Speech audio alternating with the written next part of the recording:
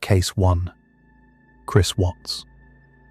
Within 16 hours of the moment his family stopped breathing, he was standing on his own front porch in front of a local news camera, his voice cracking, asking the world to please send his wife and his 2 little girls home.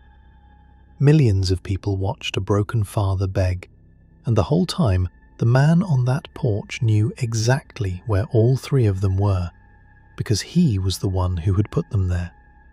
His name was Chris Watts. In the summer of 2018, he was 33 years old, living in a tidy 2-story house in Frederick, Colorado, a commuter town out on the plains north of Denver. He worked as an operator for an oil and gas company called Anadarko, driving out to well sites before the sun came up. To anyone scrolling past, he looked like the easy half of a picture-perfect marriage. His wife, Shanann, sold wellness supplements for a company called Lavelle, and the product she was really selling, in hundreds of upbeat videos, was her own family. The devoted man at her side, the 2 giggling daughters, the home that looked like a commercial. In one clip that was shared again and again after everything came out, she looked into the camera and said her man was amazing, that she could not even put into words how wonderful he was. Shanann Watts was 34 years old. She was also 15 weeks pregnant with the couple's 3rd child, a boy they had already decided to name Nico. Their daughters were Bella, who was 4, and Celeste, who was 3. Bella was the talker, bright and busy. Celeste was the baby of the house. There was money trouble under the bright surface, a bankruptcy behind them, and a mortgage that strained them every month.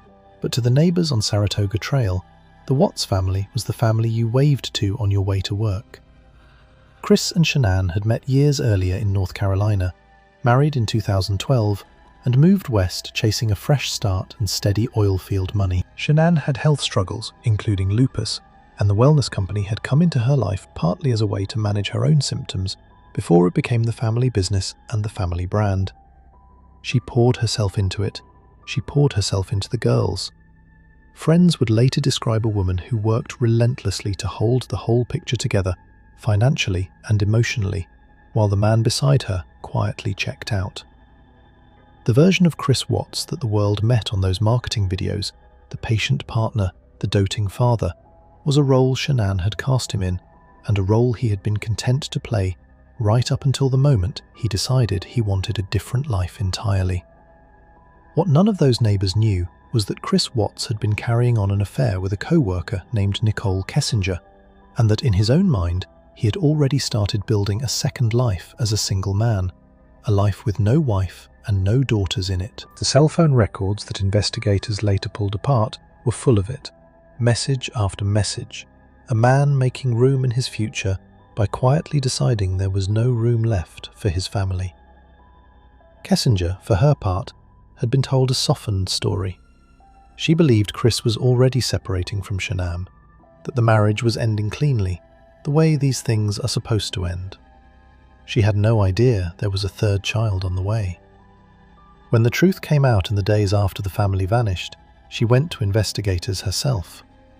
The other woman in the story became, in the end, one more witness against him. Shanann had been away on a business trip.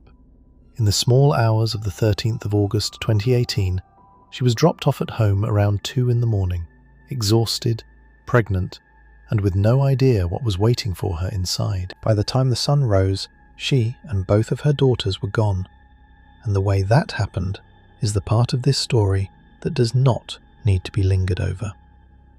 Shanann did not survive the morning. Neither did Bella. Neither did Celeste.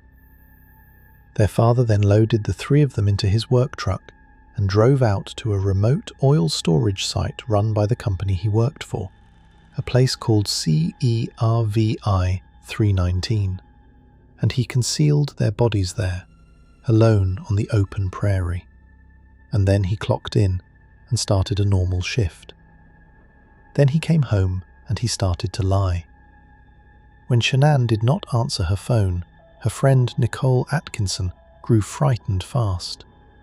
Nicole had been the one to drop Shanann off that morning. She drove to the house, knocked, got no answer, and refused to leave. She leaned on the police to come, and she leaned on them to take it seriously. And that refusal is a huge part of the reason this case never had the chance to go cold. Officers came. Chris stood in his own doorway and out on his own lawn, performing the role of a terrified man whose whole world had suddenly emptied out. For a day and a half, an entire community organized around the search. Neighbors shared the family's photos. Strangers passed the little girls' faces across the internet. The pregnant young mother and her 2 daughters became, briefly, a national story of a family that had simply disappeared into the Colorado morning. And the man at the center of it accepted every hug and every prayer and every offer of help. Then he took the performance to television. Within those first hours, he was on a Denver station, pacing, pleading, telling the camera he just wanted his girls home safe. But 2 things were already wrong, and a sharp investigator caught both of them. A Colorado Bureau of Investigation agent named Tammy Lee later said that it was the on-camera interview itself that convinced her something was deeply off. His manner did not fit a frightened man, and he kept slipping into the past tense about his wife and daughters, talking about them as though they already belonged to a story that was over. A neighbor named Nathan Trinistich had a home security camera aimed out at the street. The footage from that early morning showed Chris, and only Chris, backing his truck up to the house and loading it in the dark. No wife, no daughters. Nobody else came or went. Investigators also pulled his work records, the badge swipes and the location data that put him out at the oil site, and they began using thermal imaging and disturbed soil analysis on the ground out there. On the 15th of August, he agreed to take a polygraph, and he failed it badly. And in the interview room afterward, the whole wall came down. He asked to speak to his father first, and to his father he confessed. Then he confessed again, on tape. He even took an aerial photograph of the oil site and marked it up, calmly showing the investigators precisely where each member of his family had been left. It was the final, surreal act of a man who had spent days insisting he had no idea where they were, now pointing to the exact spot on a map as though describing where he had parked his truck. The performance was finally, completely over. The investigation that closed around him was a joint effort of the local Frederick Police, the Colorado Bureau of Investigation, and the federal authorities. The cell phone forensics laid bare the affair. The worksite badge swipes and surveillance placed him out at the oil battery in the hours after Shanann's last contact with the world. The doorbell footage from across the street showed him, alone, loading the truck. By the time he sat down in that interview room, the case against him was already a wall, and his confession only filled in the final gaps. There was no trial. On the 6th of November 2018, Chris Watts pleaded guilty to 9 counts, including the murders of Shanann, Bella, and Celeste, multiple counts that reflected the fact that 2 of his victims were small children, killed by a person in a position of trust, and the unlawful termination of his unborn son's life. He also pleaded guilty to 3 counts of tampering with a human body for what he had done out on that prairie. Shanann's family had specifically asked prosecutors to take the death penalty off the table. After everything, they did not want another life ended in their daughter's name. On the 19th of November, he stood for sentencing in a Weld County courtroom in front of District Judge Marcelo Kopko. The judge told the room that in the thousands of cases he had handled across his career, this was perhaps the most inhumane and vicious crime he had ever seen. Watts received 5 life sentences without the possibility of parole. 3 of them stacked one after the other for the 3 murders, plus dozens of additional years for ending the pregnancy and for concealing the bodies. In early December, he was quietly moved out of Colorado entirely to a prison in Wisconsin for his own safety. He remains there today. In the years since, Watts has changed his account more than once from behind bars. In letters released to a tabloid program in 2021, He claimed he had slipped a prescription medication into Shanann's drink in the days before, in some twisted attempt to end the pregnancy quietly. It is a story told from a cell, and it is not a fact established in any courtroom, and it is worth treating as exactly what it is: the shifting self-justification of a man with nothing left to lose. Shanann's parents, Frank and Sandra Razuchek, buried their daughter and their grandchildren together at a church in North Carolina, and filed a wrongful death suit against the man their daughter had adored. The family adopted the couple's dog.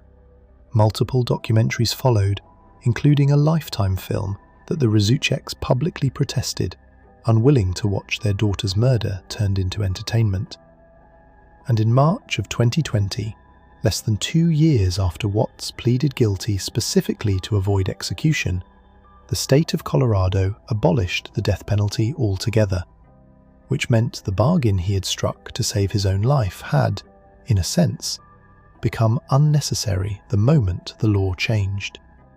He had traded a guilty plea for a punishment the state would soon stop handing out to anyone anyway, a bargain that bought him nothing at all in the end, beyond the certainty of dying in a cell far from Colorado. What he could never trade away was the 16 hours he had spent on camera and on the phone performing the role of a frightened father, while 4 people who trusted him lay hidden out on the plains. The whole country had watched a grieving man on its screens before it found out that the grief was an act. That act is the thread that ties this entire list together, because the next man on it ran the very same play, the tearful spouse with the airtight alibi, except he did not break in 60 hours. He kept it running for 9 long years. Case 2. Jason Young. He stood up at his wife's funeral and gave a tearful speech about how much he had loved her, and he promised, in front of the whole grieving room, that he would raise their little girl. His alibi was almost insultingly simple. He was a hard-working provider, away overnight on a business trip, while his pregnant wife slept safely at home. It would take 2 separate trials, the better part of a decade, and a trail of tiny bloody footprints to prove what had really happened in that bedroom. Jason Lynn Young was born in December of 1973. By the autumn of 2006, he was 32 years old, a software and pharmaceutical sales executive based in Raleigh, North Carolina, the kind of man people called charming and driven and going places. He was well liked, socially smooth, the sort of person who made a strong first impression and rarely had to work for anyone's trust. That ease, that likability, is part of what made the case so difficult, because juries do not want to believe that the affable young father at the funeral is the same person who left a wedge in a hotel door. He had met Michelle Marie Fisher back in 1997 at a Raleigh cafe, and the two of them married in October of 2003. He had no criminal record at all. What he did have, underneath the easy salesman's smile, was mounting financial pressure and a long-distance relationship he was carrying on with one of Michelle's former college sorority sisters, a woman named Michelle Money, who lived down in Florida. Michelle Young was 29. She had grown up on Long Island, graduated from North Carolina State University with an accounting degree, gone to work at the utility company Progress Energy, and in her college days, she had been a cheerleader. She was 4.5 months pregnant with the couple's second child, a son. Their first child, a daughter named Cassidy, was 2.5 years old. By every account, Michelle was warm and capable and deeply attached to her little family, a young mother building exactly the life she had wanted. The marriage, from the outside, looked like a success story. 2 attractive young professionals, a house in a good neighborhood, a toddler, and another baby on the way. But the finances were strained, the sales career was high pressure and commission-driven, and Jason's attention had drifted hundreds of miles south. The relationship with Michelle Money was not a single lapse.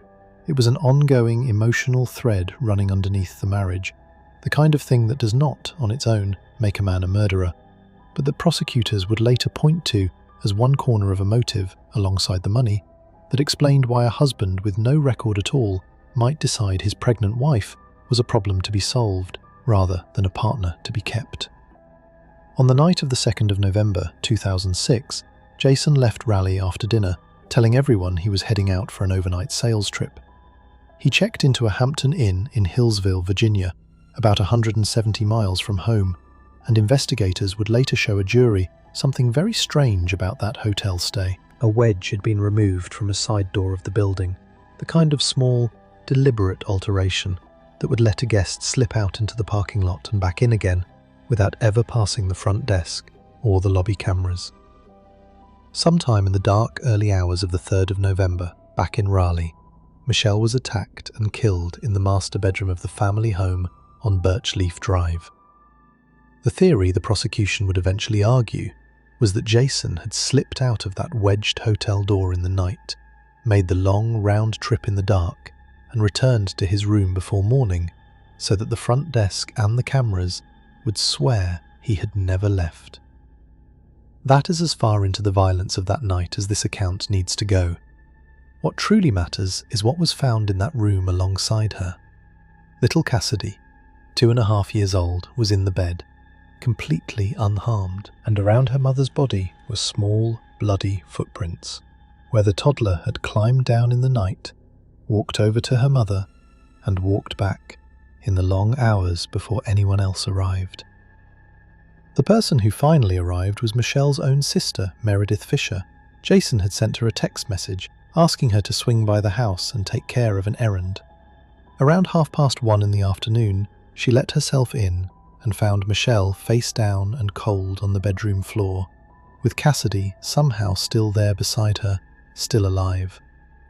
The errand Jason had invented to send Meredith to the house meant that it was Michelle's own sister, rather than Jason, who would walk into that scene, a chillingly convenient arrangement that put the discovery on someone else entirely, while he remained a safe 170 miles away, his alibi seemingly intact. The image of that scene, a murdered young mother, a living toddler, and the small footprints connecting the two would sit at the centre of this case for the better part of a decade.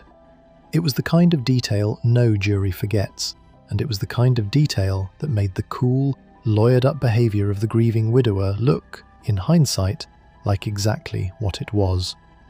Jason then played the role exactly as it had been written for 1,000 grieving husbands before him.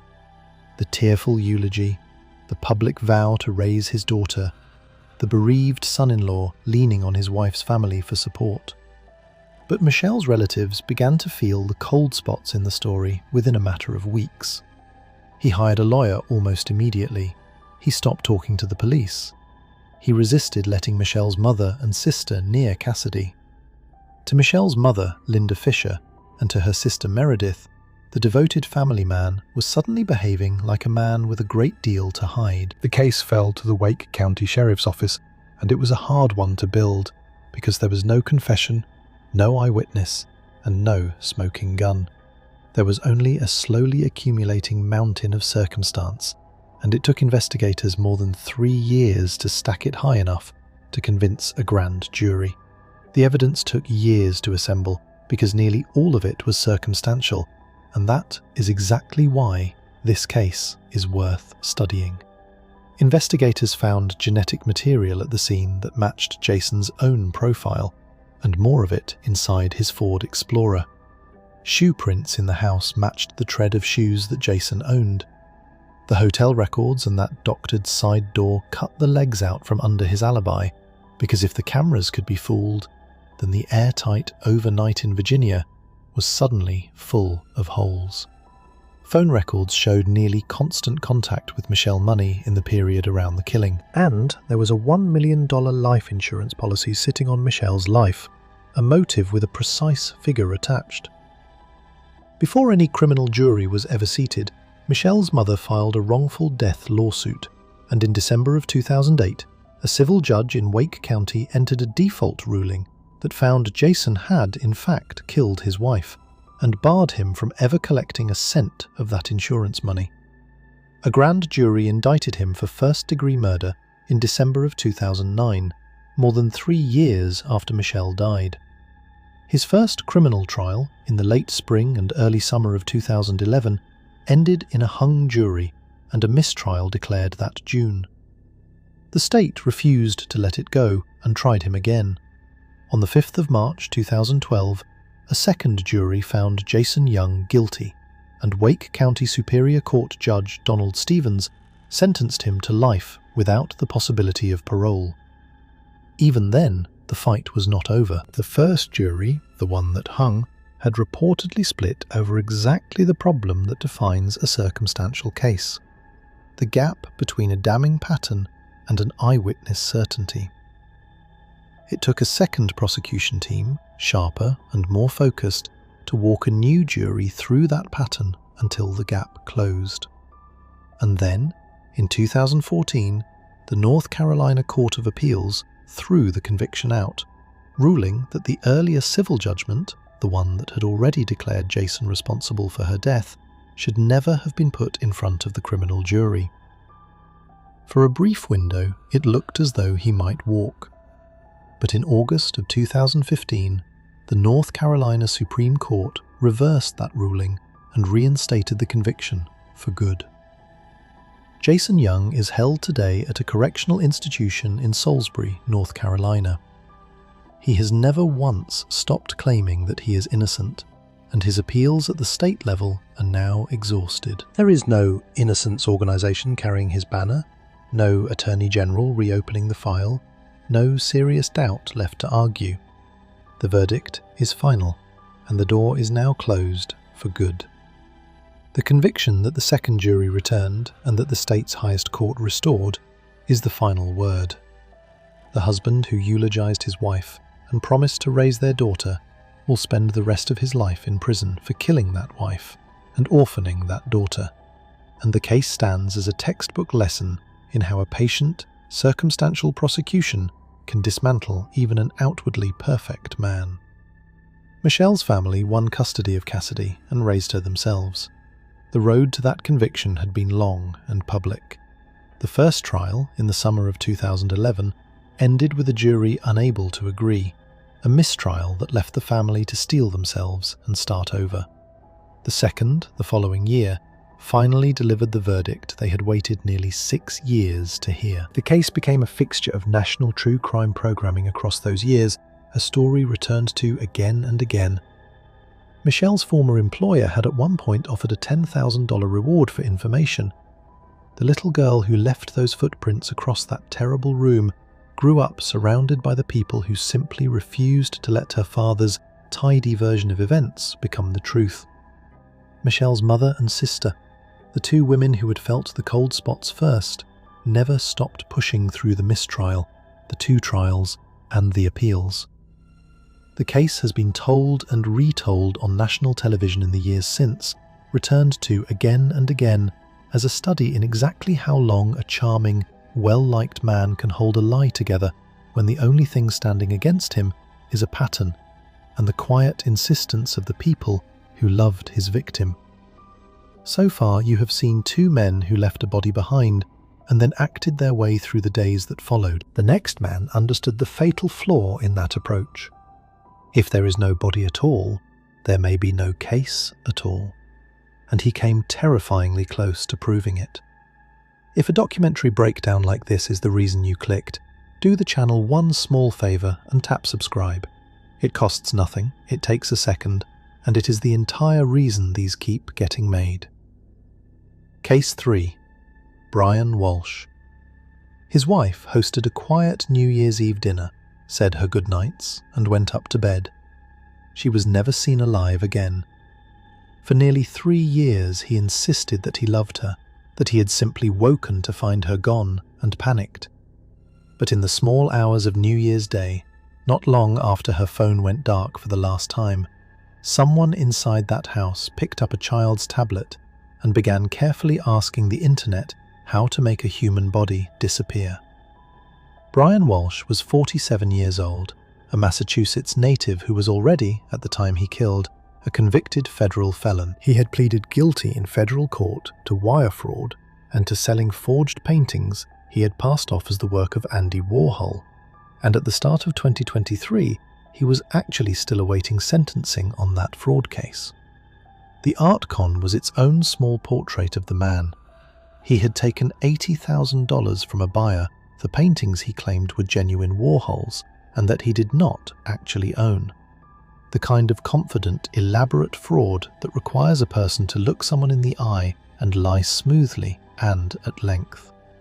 The only reason he was sitting at home in the seaside town of Cohasset rather than in a federal cell was that he had been granted home confinement, specifically because he was the primary caregiver for the couple's 3 young sons. The system had left him at home out of mercy for his children. He used that mercy as the staging ground for what came next. His wife was Anna Walsh. She was 39 years old, born in Serbia, a sharp and accomplished real estate executive who worked for a major firm and commuted every single week between Washington, D.C. and the family's home south of Boston. She was the mother of those 3 little boys, then aged 2, 4, and 6. She was, by every account, vibrant, ambitious, and the engine of the household. She had a demanding career that kept her in Washington much of the week, and a husband whose own life was a tangle of legal trouble and deception. And yet, to the people around them, they were a striking couple in a beautiful coastal town, raising 3 young sons. The cracks were private. The affair, the looming federal sentence, the money fears, the conversations about divorce, all of it stayed behind the front door, the way it so often does in these stories, right up until the morning one of them was gone. The timeline that prosecutors eventually built is chilling precisely because of its order. On the 27th of December 2022, Brian ran an online search about how a man in his position might go about filing for divorce. On the 31st, Anna hosted a small New Year's Eve dinner at the house, with Brian and a family friend named Jem Mutlu. Around 1:30 in the morning on the 1st of January, the friend went home. Anna went to bed. Not long after, in the small hours of the morning, Anna's phone went dark and stayed dark forever. And then, beginning before 5 o'clock that same morning, using his young son's tablet rather than his own devices, Brian Walsh ran a long, methodical, and stomach-turning series of searches about how a body might be disposed of, how long that would take, and whether a person can even be charged with murder when no body is ever recovered. The full contents of that search history are grim enough that the list itself does not need repeating here. The intent behind it is the only thing that needs to be understood. Later that same New Year's Day, he drove to a Home Depot and then a Lowe's and paid, in cash, several $100s for an array of tools, protective coveralls, tarps, cleaning agents, and supplies. Paying in cash, on New Year's Day, for that particular combination of items was the kind of detail that meant nothing in the moment and everything in hindsight. Over the next several days, surveillance cameras around eastern Massachusetts captured him driving from place to place, dumping trash bags into containers near his mother's apartment in the town of Swampscott and at other scattered locations. He was not hiding a single thing in a single spot. He was spreading the problem across a county, scattering it, betting that no one would ever gather all the pieces back together. Anna's employer down in Washington reported her missing on the 4th of January. 4 days after that, investigators picking through a trash processing facility in the town of Peabody recovered a horrifying collection of items. The tools, the protective suit, the cleaning products, a Prada purse, a pair of boots that matched ones Anna wore, and, devastatingly, her vaccination card. Laboratory testing found genetic material on the recovered items, and it identified 2 contributors, Anna and Brian. Through every bit of it, Brian held to his story. He had loved his wife. He had found her gone and panicked. He had no idea, he kept saying, who could possibly have typed those searches into his son's tablet. His lawyers carried that same line into public view.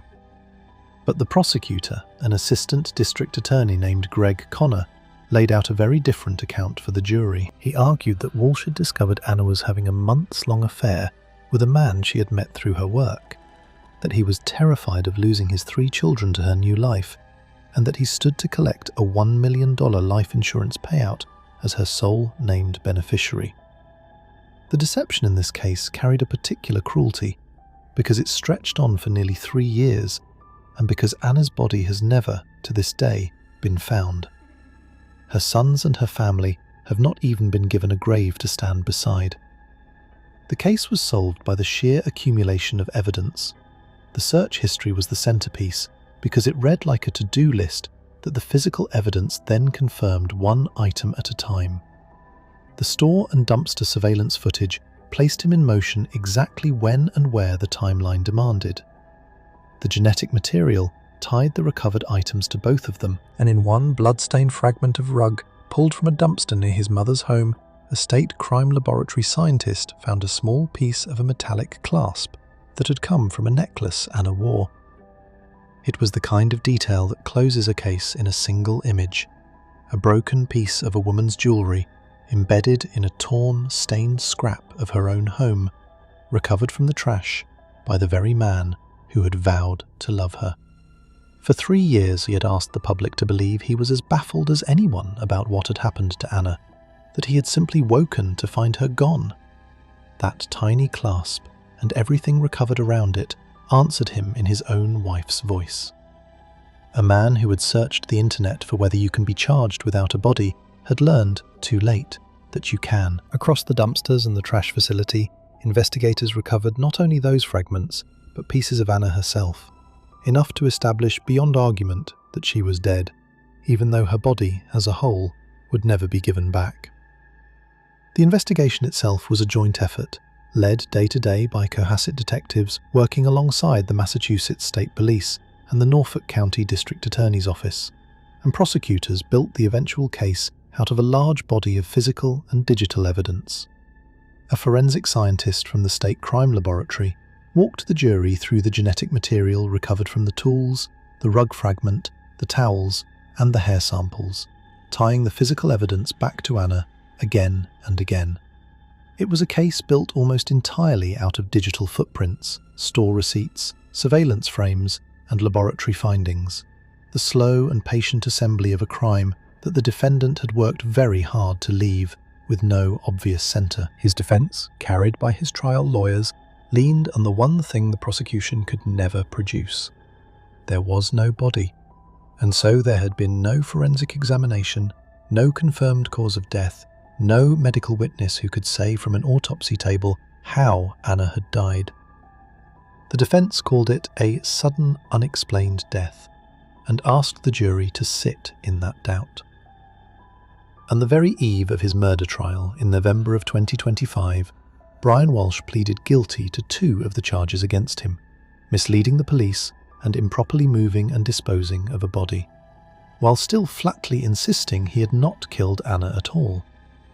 It was a strange, telling halfway confession, and admission of the cover-up itself, paired with a flat denial of the crime that had made the cover-up necessary in the first place. He would admit to disposing of his wife's body. He would not admit to making her a body in the first place. It was the only card he had left to play, and the jury did not buy it. The murder trial went ahead regardless, running through the first 2 weeks of December 2025 in Norfolk Superior Court in Dedham, with Judge Diane Frenier presiding. For 3 years, the man on home confinement, the father trusted to stay home with his sons, had insisted he was as baffled as anyone. The searches on his son's tablet told a different story, and they told it in his own typed words, a sequence of questions that matched, almost step for step, the actions investigators had already documented across those Massachusetts dumpsters. On the 15th of December, after roughly 6 hours of deliberation spread across 2 days, the jury found him guilty of first-degree murder. 3 days later, on the 18th, he was sentenced to life in prison without the possibility of parole, with the maximum additional terms stacked on top for the other 2 counts. The judge told him directly that what he had done to his wife's body and to her remains could only be described as barbaric and beyond comprehension. The 3 Walsh boys remain in state custody, 3 brothers who lost their mother to murder and their father to prison inside the span of a single year. Anna's sister, Alexandra, stood in the courtroom and told the room that the most painful part of the entire nightmare was the knowledge that those children would now have to grow up without their mother's hand to hold. The judge, before imposing the only sentence the law allowed, told Walsh that what he had done was barbaric and incomprehensible, and then sent him away for the rest of his life with no chance of ever walking free. And the federal fraud case, the $80,000 in fake Warhol art that had once seemed like the worst thing on his record, was simply set aside, reduced to a footnote behind something incomparably worse. Walsh, at least, left the world an agonizing question, the not knowing of how or where. The next man left no such mystery behind him. He left a terrible certainty, and a second victim, the smallest possible victim, who never had even the ghost of a chance.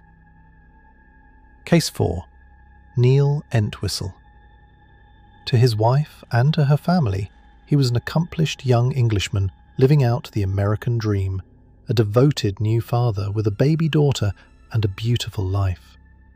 The dream was a tower of lies built on secret debt and grubby online scams, and when that tower finally began to fall, he drove to his father-in-law's house, quietly borrowed a gun, and erased the family he had only ever been pretending to provide for. Neil Entwistle was born in September of 1978 in Worksop, England, the son of a coal miner and a school cook. He was, genuinely, a capable man. He earned a master's degree in electronic engineering from the University of York, and it was at York that he met an American student named Rachel Souza.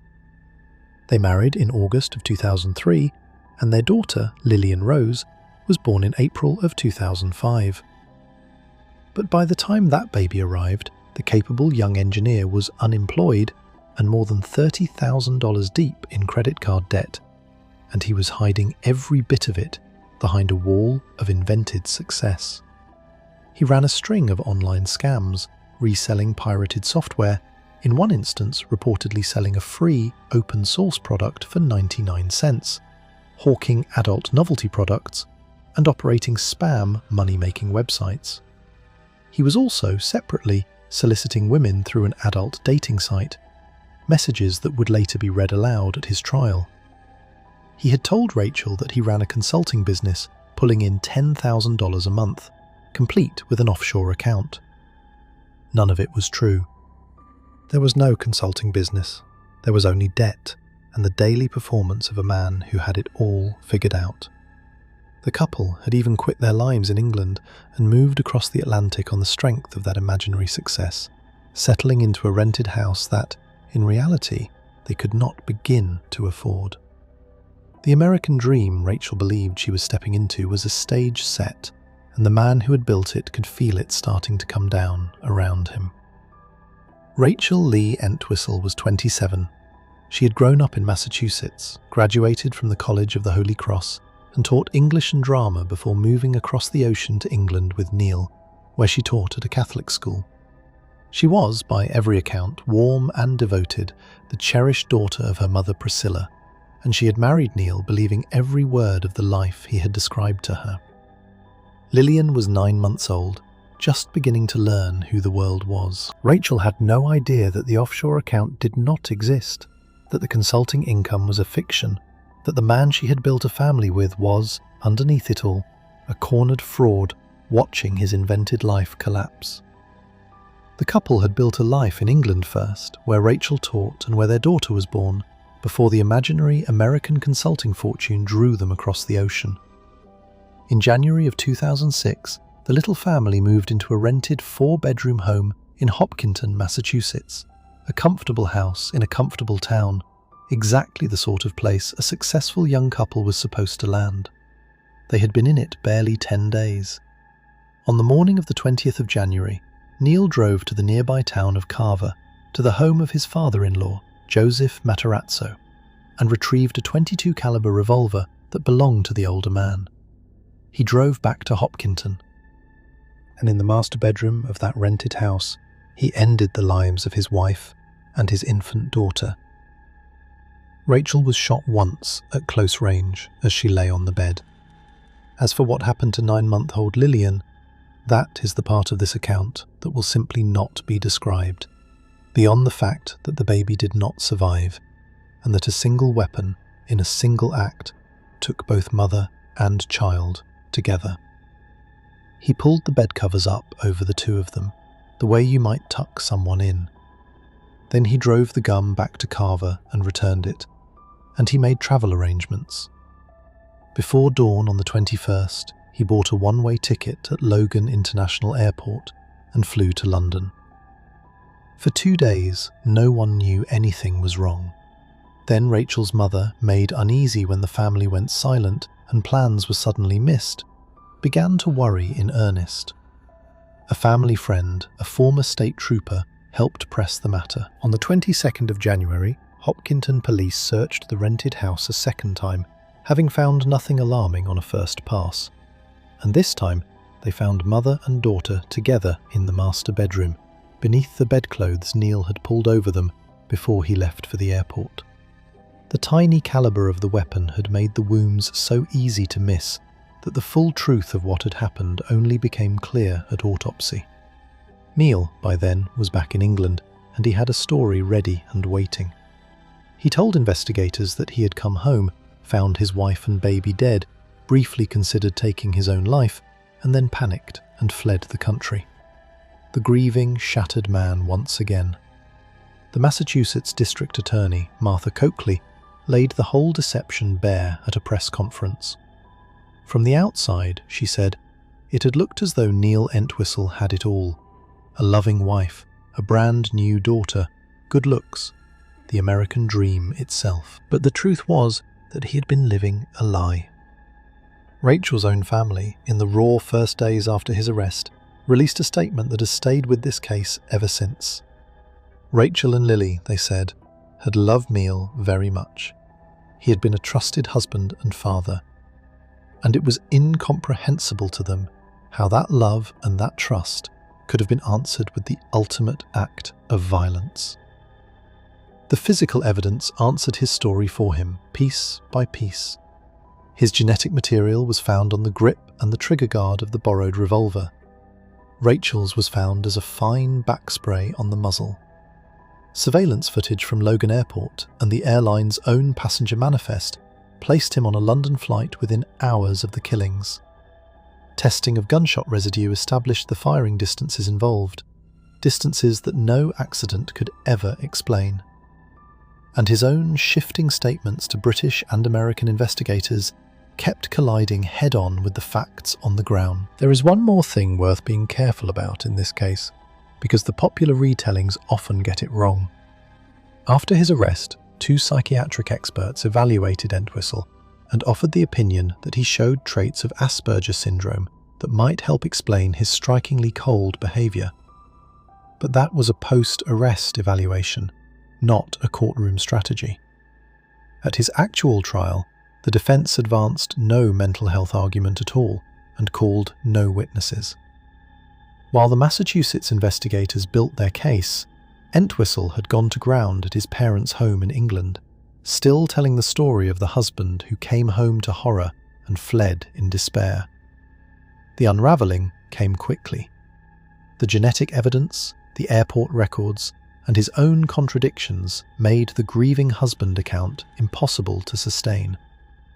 He was arrested at a London train station on the 9th of February 2006 by a specialist unit and extradited back to Massachusetts within days. He was indicted that March on 2 counts of murder, along with related firearm and ammunition counts, and the slow machinery of an international murder prosecution began to turn. His trial took place in June of 2008 in Middlesex Superior Court in the town of Woburn, before Judge Diane Kottmeyer, with District Attorney Jerry Leone's office prosecuting. The defence, having called no witnesses at all, floated only the suggestion that Rachel herself had taken her daughter's life and then her own, and that Neil had panicked when he found them. It was a brutal argument to make about a victim who could not answer it, and the physical evidence flatly refused to support it. The gunshot residue, the placement of the genetic material, the borrowed weapon retrieved from the father-in-law's home and quietly returned hours later, the one-way ticket bought before dawn, all of it pointed in a single, unmistakable direction. A grieving man does not borrow a relative's gun, use it, return it, and then fly to another continent before the bodies are even found. Every step Neil Entwistle took after the killings was the deliberate work of a man covering his tracks, not the desperate flailing of a man in shock. The jury rejected the suggestion outright. On the 25th of June, after 2 days of deliberation, Neil Entwistle was found guilty on 2 counts of first-degree murder. The next day, Judge Kottmeyer imposed 2 concurrent life sentences without the possibility of parole, calling the killings crimes that defy comprehension. There had never been any real prospect of a different outcome once the jury saw the evidence laid out, and the brevity of their deliberation said as much about how thoroughly his story had collapsed. He is held at a Massachusetts correctional facility. His automatic appeal to the state's highest court failed.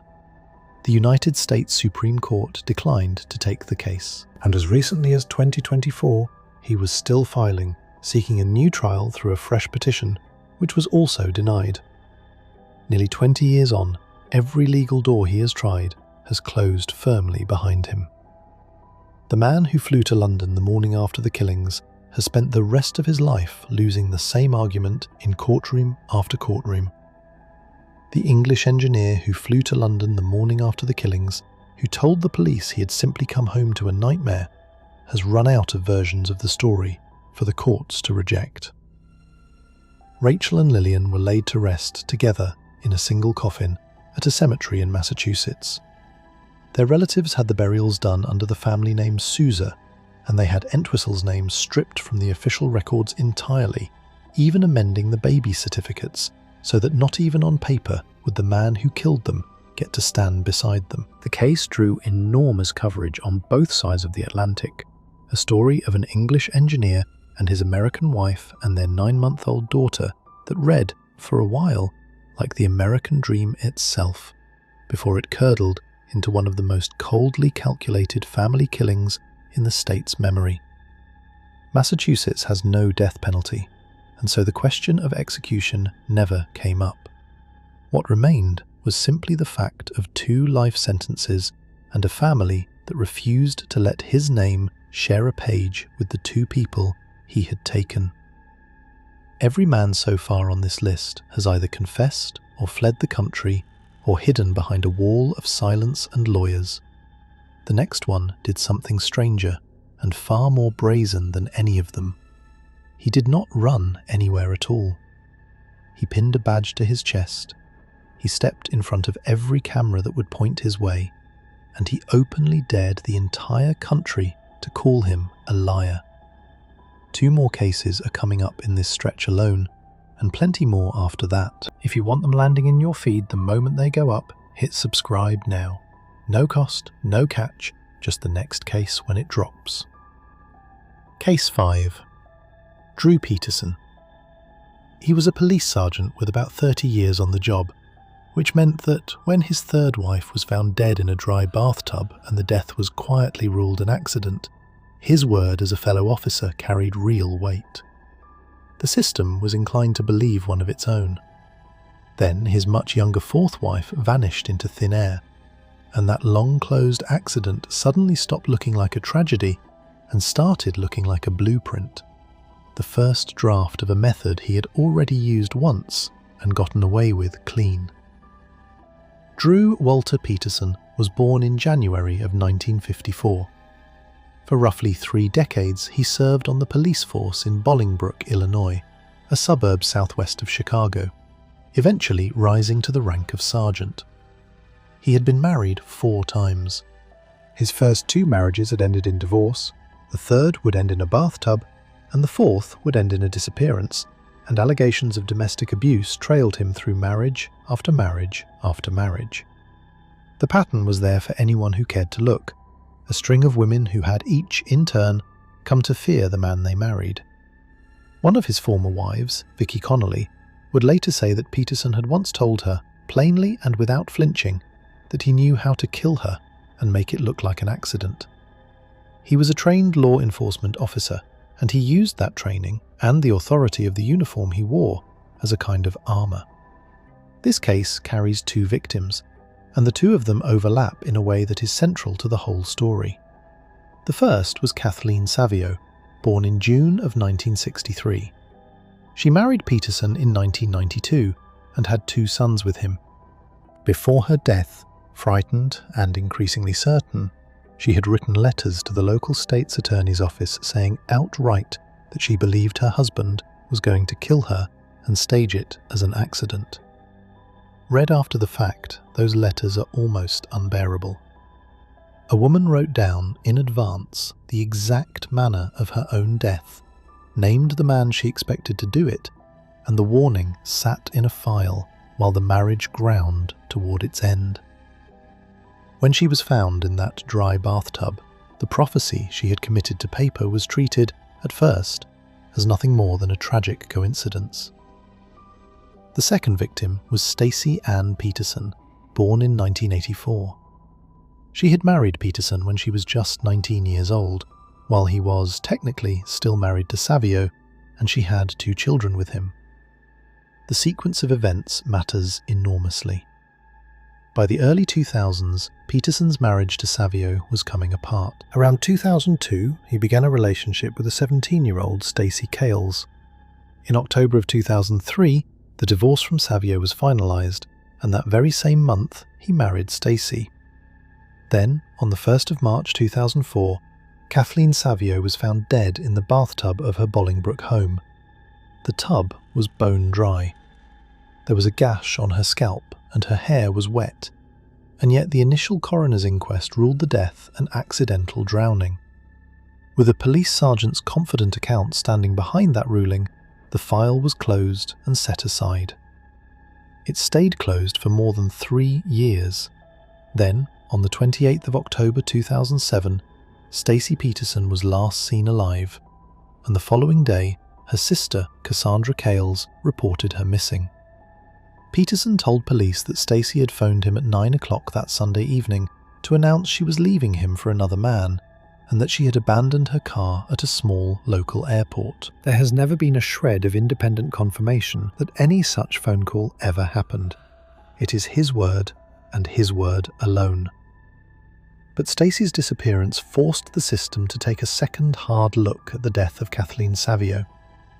In November of 2007, Savio's body was exhumed from the ground, and a second autopsy was performed by a forensic pathologist named Larry Blum.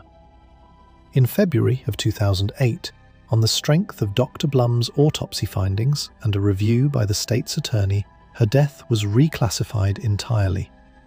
It was no longer an accident. It was now ruled a homicide, one that had been carefully staged to look like an accident, the bruising and the deep scalp wound consistent with a person who had been held down in that tub after a violent struggle. What made all of this possible was the badge. A civilian found dead in those circumstances might have drawn harder questions on day one. A police sergeant's account, offered with the easy confidence of a man who knew exactly how an investigation was supposed to look, smoothed the path to that accidental drowning ruling.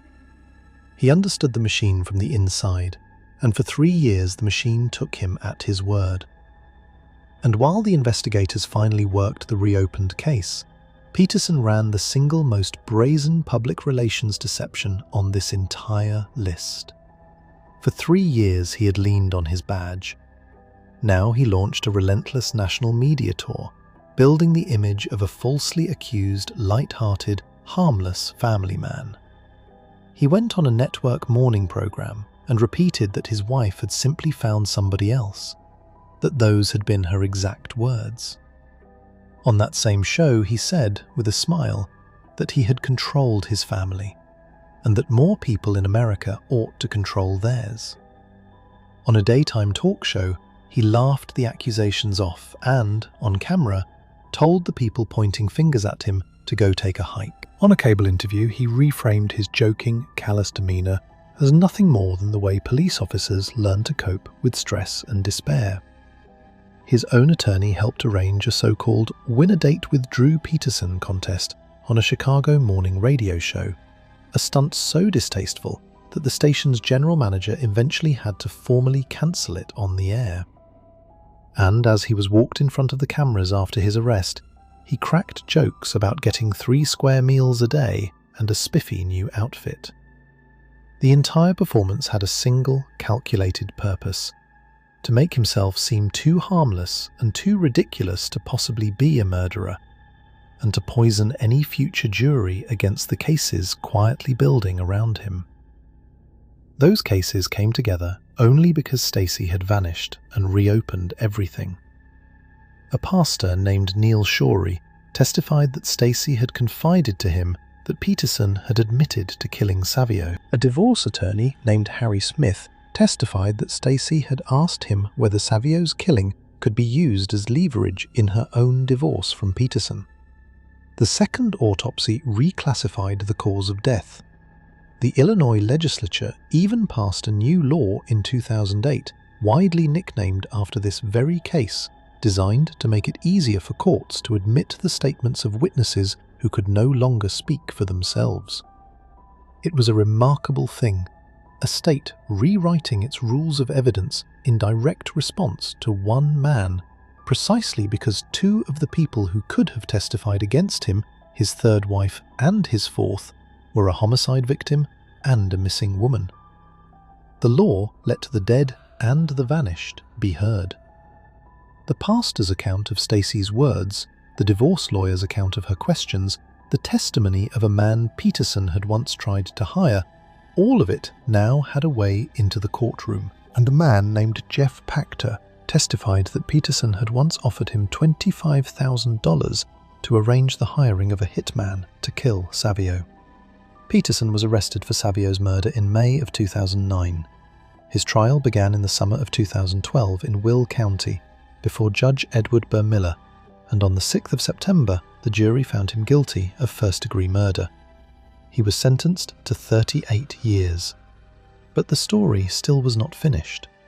In November of 2014, Peterson was secretly recorded on a wire worn by a fellow inmate, negotiating a $10,000 contract to murder the very prosecutor who had convicted him, the Will County State's Attorney, James Glasgow. In May of 2016, a jury convicted him of soliciting that murder for hire, and in July, he was handed an additional 40 years to be served consecutively. The total now stands at 78 years. Drew Peterson, now in his early 70s, is held at a prison in Indiana, and he will not be eligible for release until he is well past 100 years old, which is to say, never. His police pension, the pension of the officer whose word had once been enough to close a homicide as an accident, was terminated after that second conviction. The badge that had protected him for years, that had once been enough to wave away a suspicious death in a dry bathtub, was in the end stripped away along with everything else he had built his deception upon. The officer who knew exactly how to make a killing look like an accident had finally met an investigation he could not control. Stacey Peterson has never been found. Her family and the investigators who worked the case believe she is dead, that she became the second woman to die at his hands, and that the only reason there has been no murder charge in her case is the absence of a body to build one around. Peterson has never been charged in connection with her disappearance because there is no body, only the cold echo of a death in a bathtub that seemed to teach him a man could make a killing look like fate. The second conviction came with its own grim detail.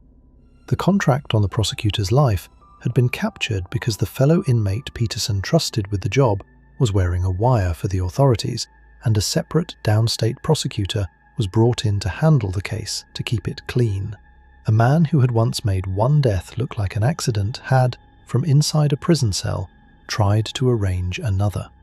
Even his own son, Stephen, has stated publicly that he believes his father is responsible for Stacey's disappearance. It is a remarkable thing for a child to say about a parent, and it speaks to how completely the easygoing, joking public mask had fallen away once the people who knew Drew Peterson best finally stopped giving him the benefit of the doubt and started seeing the man underneath.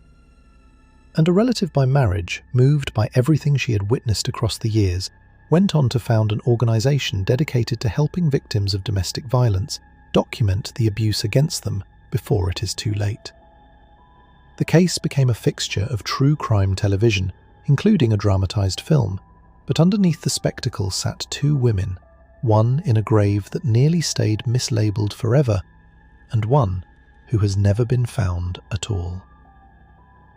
Peterson hid behind a uniform and a smirk, in plain sight, for as long as the world would let him. The next man hid behind something else entirely, a lie so total and so complete that it had swallowed his schooling, his career, and his entire imagined future whole. A lie that his trusting wife was only a few short days away from finally uncovering when she disappeared. Case 6. Mark Hacking. He told his wife they were moving across the country so he could start medical school. She had already quit her job, started packing up their apartment, and begun saying her goodbyes. There was just one problem with the plan. He had never been accepted to that medical school. He had never even finished college. And the day she finally discovered the truth was the last day of her life. Everyone around them thought they were watching a devoted young couple chase a bright future. They were watching the final hours of an elaborate lie. Mark Douglas Hacking was 28 years old, raised in a devout and accomplished family in Utah. His father was a pediatrician, his mother a nurse.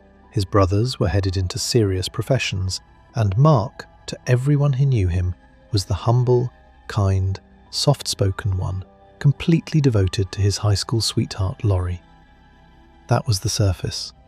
Underneath it, his entire adult life was a fabrication that he had been maintaining, brick by careful brick, for years. He had dropped out of the University of Utah back in 2002, but he kept pretending to attend classes. He wrote imaginary term papers. He staged a graduation with honors in 2004 that never happened. He faked interviews at medical schools across the country, flying off to cities to sit for admissions meetings that did not exist.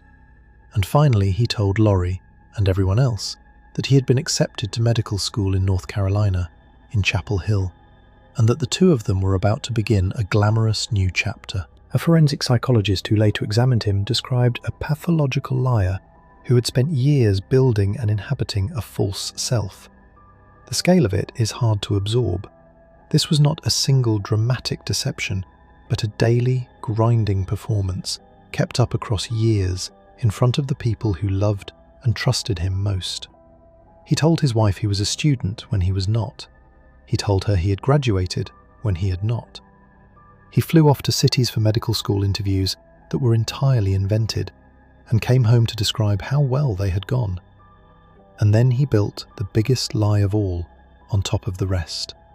The acceptance to a school he had never applied to, in a city the two of them were now supposedly moving to together. Laurie K. Suarez.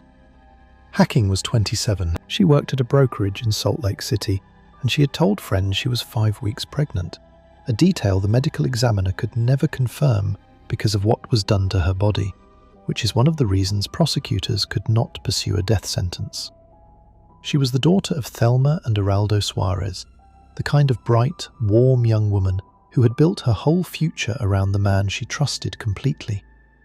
She had supported the two of them while Mark supposedly finished his degree. She had celebrated his fictional graduation. She had begun preparing for a cross-country move toward a medical career that existed only in her husband's mouth. Every plan she was making for the rest of her life was anchored to something that was not real, and she had no way of knowing it. That trust came apart just days before she died. Laurie telephoned the medical school in North Carolina, perhaps to sort out some detail of the move, and was told the truth. Mark had never been enrolled. He had never been accepted. The new life was a fiction, the same as everything before it. On the evening of the 18th of July, the couple argued. Laurie sat down and typed a letter to her husband, a letter the police would later find in their spare bedroom, a window into a marriage in its final hours as a young woman tried to make sense of the man she thought she knew. They were seen together one last time at a convenience store, an ordinary errand on an ordinary evening, captured almost by accident as a final glimpse of a young woman who did not know how little time she had left. And that night, after Laurie had gone to bed, Mark stayed up, and at some point in the dark hours, he retrieved a rifle and ended her life while she slept. That is as much as needs to be said about it. He then disposed of her body, the weapon, and the bedding in separate bins in separate places. The next morning, he went out and bought a new mattress. Then, a little after 10 o'clock, he called the Salt Lake City police to report that his wife had gone out for an early jog at a park called Memory Grove and never come home. Less than an hour later, he called again, this time to say he had found her car near the park. And just like that, the loving husband became the frantic husband, launching a search. For days that performance held, and it held on a massive scale. Thousands of volunteers turned out to comb the parks and trails of Salt Lake City for a missing young wife who might have been carrying a child. The story led the local news. Mark appeared on television, teary and exhausted, the very picture of a man whose world had collapsed. He let the community organize around his lie. He stood among the search parties. Neighbors hugged him. Strangers prayed for him. Laurie's own family stood beside him, grieving and frightened, with no idea that the man leading the search for their daughter was the reason she would never be found alive. A detective on the case later put it plainly, that it had all started with such small lies. Lies that grew into bigger lies, until the lies ended in a murder. The cover lasted only about 5 days. On the night after Laurie vanished, police found Mark wandering near a hotel, undressed and incoherent, and his family had him admitted to a psychiatric ward. And it was there, on the 24th of July, less than a week after Laurie vanished, that he confessed. He told his older brothers, Scott and Lance, what he had done, that he had taken Laurie's life while she slept. It must have been an unimaginable thing for them to hear, and an unimaginable choice to face. His brothers went to the authorities with what he had told them, choosing the truth over their own family. He was arrested on the 2nd of August and charged a week later. On the 1st of October, after weeks of searching through a landfill, investigators recovered Laurie's remains. The condition in which she was found is part of why prosecutors could never confirm whether she had been pregnant, and part of why a mother would later stand in court and speak of how heartbreakingly little of her daughter she had been able to lay to rest. The case against him was already overwhelming, even before his own confession reached a courtroom. His brothers were prepared to testify to what he had told them. Investigators had found evidence of violence inside the apartment, including on a kitchen knife and the bed frame, and they had found that the mattress itself was simply gone. The seat and mirrors in Laurie's car had been adjusted for a much larger person than she was, and everything about Laurie's actual life, the job, the plans, the pregnancy she had announced to friends, screamed that she had no intention of going anywhere. The car had been a particular kind of tell. Laurie had been a small woman, and yet the seat and the mirrors in her vehicle, the one Mark claimed she had driven to the park for her morning jog, were set for a man of his size. Small inconsistencies like that, stacked against what investigators found inside the apartment and the missing mattress, painted a picture no jury would have struggled with. But there would be no jury. His own brothers had gone to the police with his confession, and the evidence behind it was solid. There was no trial in the end. On the 15th of April 2005, Mark Hacking stood before Judge Denise Lindbergh and pleaded guilty to first-degree murder, stating outright that he had intentionally taken Laurie's life while she slept. At the sentencing in June, the courtroom heard from Laurie's mother, Thelma Suarez, who spoke of how little of her daughter she had been left to lay to rest, and it heard from Mark himself, who said that Laurie had done nothing but love him unconditionally, even when he did not deserve it, that she was the greatest thing that had ever happened to him, and that he had killed her and their unborn child, and could not explain why he had done it. He was given a sentence of 6 years to life, the maximum the indeterminate law allowed at the time. Because a firearm had been used, the minimum he would have to serve before any chance at release was raised from 5 years to 6. It struck many at the time as far too little for what he had done: the years of deception, the murder itself, the disposal of her body, and the particular cruelty of sending a whole city out to search for a woman he knew was already dead. That sense of inadequacy is part of what drove the change in the law that followed. The State Parole Board later ruled he would not even be considered for release until the year 2035, citing the way he had disposed of Laurie's body and the false missing persons report he had filed as aggravating factors that weighed heavily against him.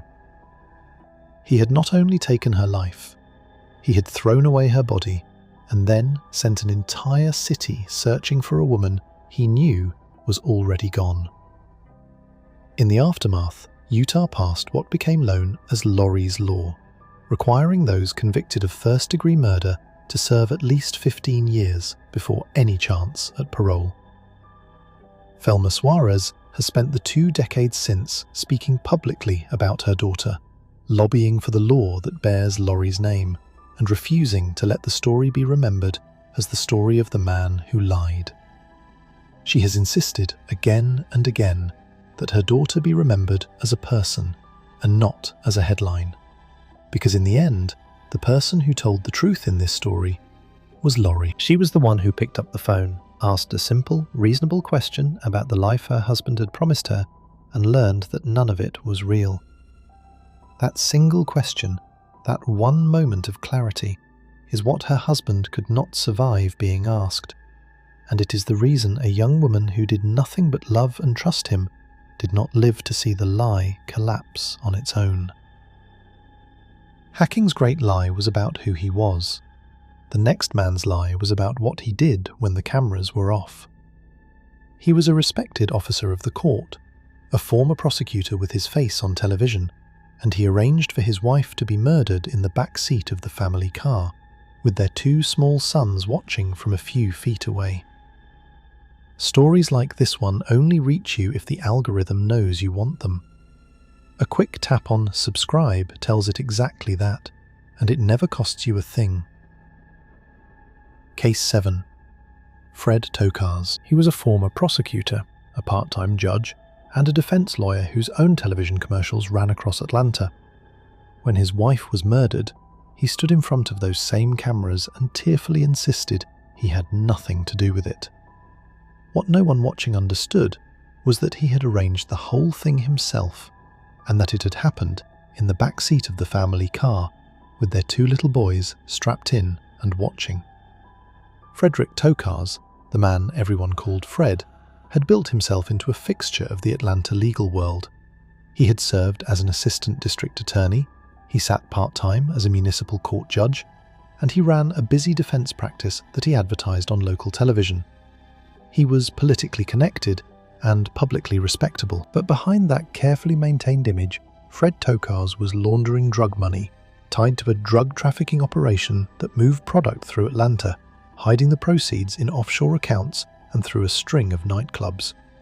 Federal investigators would eventually lay all of it bare, documenting the offshore accounts and the way drug proceeds were washed through his businesses. The nightclubs he was tied to even traded on the names of famous athletes, men who would later testify but were never accused of anything. He lived 2 lives, the respected officer of the court and the secret launderer of drug money, and the thin seam between them was about to cost his wife everything. The contradiction was total. The same man who had once stood up in court on behalf of the state was quietly washing the profits of a drug operation, and the same man who played the doting husband at home was preparing to have the mother of his children killed. Sarah Ambrosco Tokars was 39. She had grown up one of 7 daughters of a respected Buffalo area surgeon, worked in marketing, and become a stay-at-home mother to the couple's 2 sons, Ricky, who was 6, and Mike, who was 4. Sarah was not naive. She had quietly begun gathering evidence of her own, and what she found confirmed her worst fears: her husband's infidelity and a glimpse of his hidden financial dealings. She had grown up one of 7 sisters in a close family, and she had built her adult life around her 2 boys. She was preparing to divorce Fred, and she intended to use what she had learned to make sure he could never take the boys away from her and to keep them safe from the world she had discovered her husband truly moved in. That made her the single greatest threat to everything Fred Tokars had built: the public reputation, the secret fortune, the carefully balanced double life. She had even confided to a neighbour that she had the goods on Fred. She did not realise that knowing his secrets had made her a target. On the 29th of November 1992, the Sunday after Thanksgiving, Sarah and her 2 sons were returning home from a holiday visit with her family in Florida. As they pulled up to their house in an East Cobb County subdivision, a man named Curtis Rower, a hired gunman, forced the family back into Sarah's vehicle and ordered her to drive. Less than a mile away, Sarah screamed and Rower fired. He took her life there in the car and then fled on foot. The 2 little boys in the back seat were physically unharmed. They climbed out and ran for help into the dark. 2 small children, 6 and 4 years old, who had just watched their mother be killed in front of them. That image, those 2 boys alone on a dark road, is the true centre of this case, and it is where its horror lives, not in the details of the violence, but in what those children were forced to witness and carry for the rest of their lives. Fred Tokars, meanwhile, was checked into a hotel in Montgomery, Alabama that night, with full knowledge that the murder was scheduled to happen, building himself an alibi a few hundred miles away. For a short time it looked like a robbery or a carjacking gone horribly wrong, but the threads unravelled quickly. Within weeks, police arrested a man named Eddie Lawrence, a business associate of Fred's who owed him a great deal of money and who had helped arrange the hit. Lawrence and others identified Curtis Rower as the shooter, and both men pointed directly at Fred Tokars as the one who had set it all in motion. The man who had pulled the trigger, Curtis Rower, was a hired gunman, and the man who had connected him to the job, Eddie Lawrence, was a struggling business associate of Fred's who owed him money and had his own reasons to cooperate once he was caught. The motive came into focus through the money. Federal forensic accountants documented the racketeering and the laundering, the very secrets Sarah had been about to expose in their divorce. Her death was not random. It was a problem being eliminated. A neighbour testified to Sarah's warning that she had evidence against Fred, and a woman came forward to say that Fred had once asked her to help find someone willing to kill his wife. The investigation almost went the wrong way at first, treated as a robbery or carjacking gone bad. But Sarah's 2 sons had seen the man who took their mother, and 6-year-old Ricky's description of the gunman set police on the path to Curtis Rower. A tip brought Rower's name to the Cobb County Police, and once Rower and Eddie Lawrence were in custody, the chain led straight up to Fred. Through every bit of it, Fred Tokars played the grieving, wrongly accused husband. In a televised statement after the murder, he emphatically denied any involvement and spoke, tellingly, about how depressed he had become at the thought of the lifestyle he was losing. Not only his wife, but his whole way of life. One federal prosecutor described him precisely: a man with a polished public persona, the law-abiding, high-profile, politically connected lawyer with the loving family, and then the dark underbelly beneath it. Tokars even tried to have his own brother appointed as legal guardian of his sons. He never once admitted guilt, not through his federal trial, not through his state trial, not in the decades that followed, and not even at the end of his life in that secret prison hospital. The man who had spent his career in courtrooms, who knew exactly how the system worked from both sides of it, used every bit of that knowledge to insist on his innocence, right up until the moment he died, leaving his children and his late wife's family without even the small mercy of an honest word. Sarah had not been imagining the danger she was in. She had quietly gathered real evidence of her husband's infidelity and his hidden financial world, and she had been ready to use it. The tragedy is that the very leverage she had assembled to protect herself and her sons in a divorce became, in Fred's calculation, the reason she had to die. The cases against him came in 2 waves, In 1994, a federal court in Birmingham, Alabama, convicted him on racketeering, money laundering, and federal charges arising from Sarah's killing, and handed him 4 consecutive life terms. His defense at the later state trial included one of the most famous criminal lawyers in the South, but the weight of the evidence and the testimony of the men who had carried out the murder proved impossible to overcome. The following year, Curtis Rower was convicted of the murder and sentenced to life. Then, in early 1997, the state capital murder trial of Fred Tokars finally got underway, moved to Walker County, Georgia, because of the flood of pre-trial publicity. Jury selection alone dragged on far longer than in an ordinary case. The trial stretched on for weeks. Eddie Lawrence, who had taken a plea deal and entered witness protection, was the star witness. And in one of the most wrenching moments any courtroom has seen, the verbatim testimony that 6-year-old Ricky had given at Rower's earlier trial, describing, in a child's words, the man with the strange hat and what he had called a pirate gun, was read aloud. In March of 1997, the jury convicted Fred Tokars of murdering his wife. Prosecutors had sought the death penalty, but the jury stopped short of it, and he was given life without parole instead. By then, he had already been condemned to 4 consecutive life terms in the federal system. There was no realistic path by which Fred Tokars would ever again walk free, the lawyer who had once advertised his services on television now facing the rest of his existence behind bars for arranging the murder of the mother of his children. His later years were a strange and almost unbelievable epilogue. From inside the federal prison system, the former prosecutor turned convicted murderer became a cooperating witness for the government, reportedly helping investigators solve a string of other killings from behind bars. The exact facility where he was held was kept secret to protect him, because a cooperating witness inside a prison is a marked man, and in some records he lived under a false name entirely, hidden away even from the system that held him. It was a final, fitting irony for a man whose entire life had been about which identity he chose to show the world. By the end, he was in poor health, suffering from multiple sclerosis, unable to walk for years, and he had been badly beaten in prison. He died in a federal prison hospital in Pennsylvania in May of 2020, at the age of 67, having never admitted a thing. The aftermath carried its own long grief, and it stretched across decades. Ricky and Mike were raised by Sarah's family, far from Georgia, in the home of relatives who had loved their mother. They were given safety, and they were given love, but the trauma of what they had seen on that dark road as small children never left them, and no amount of distance from Cobb County could undo it.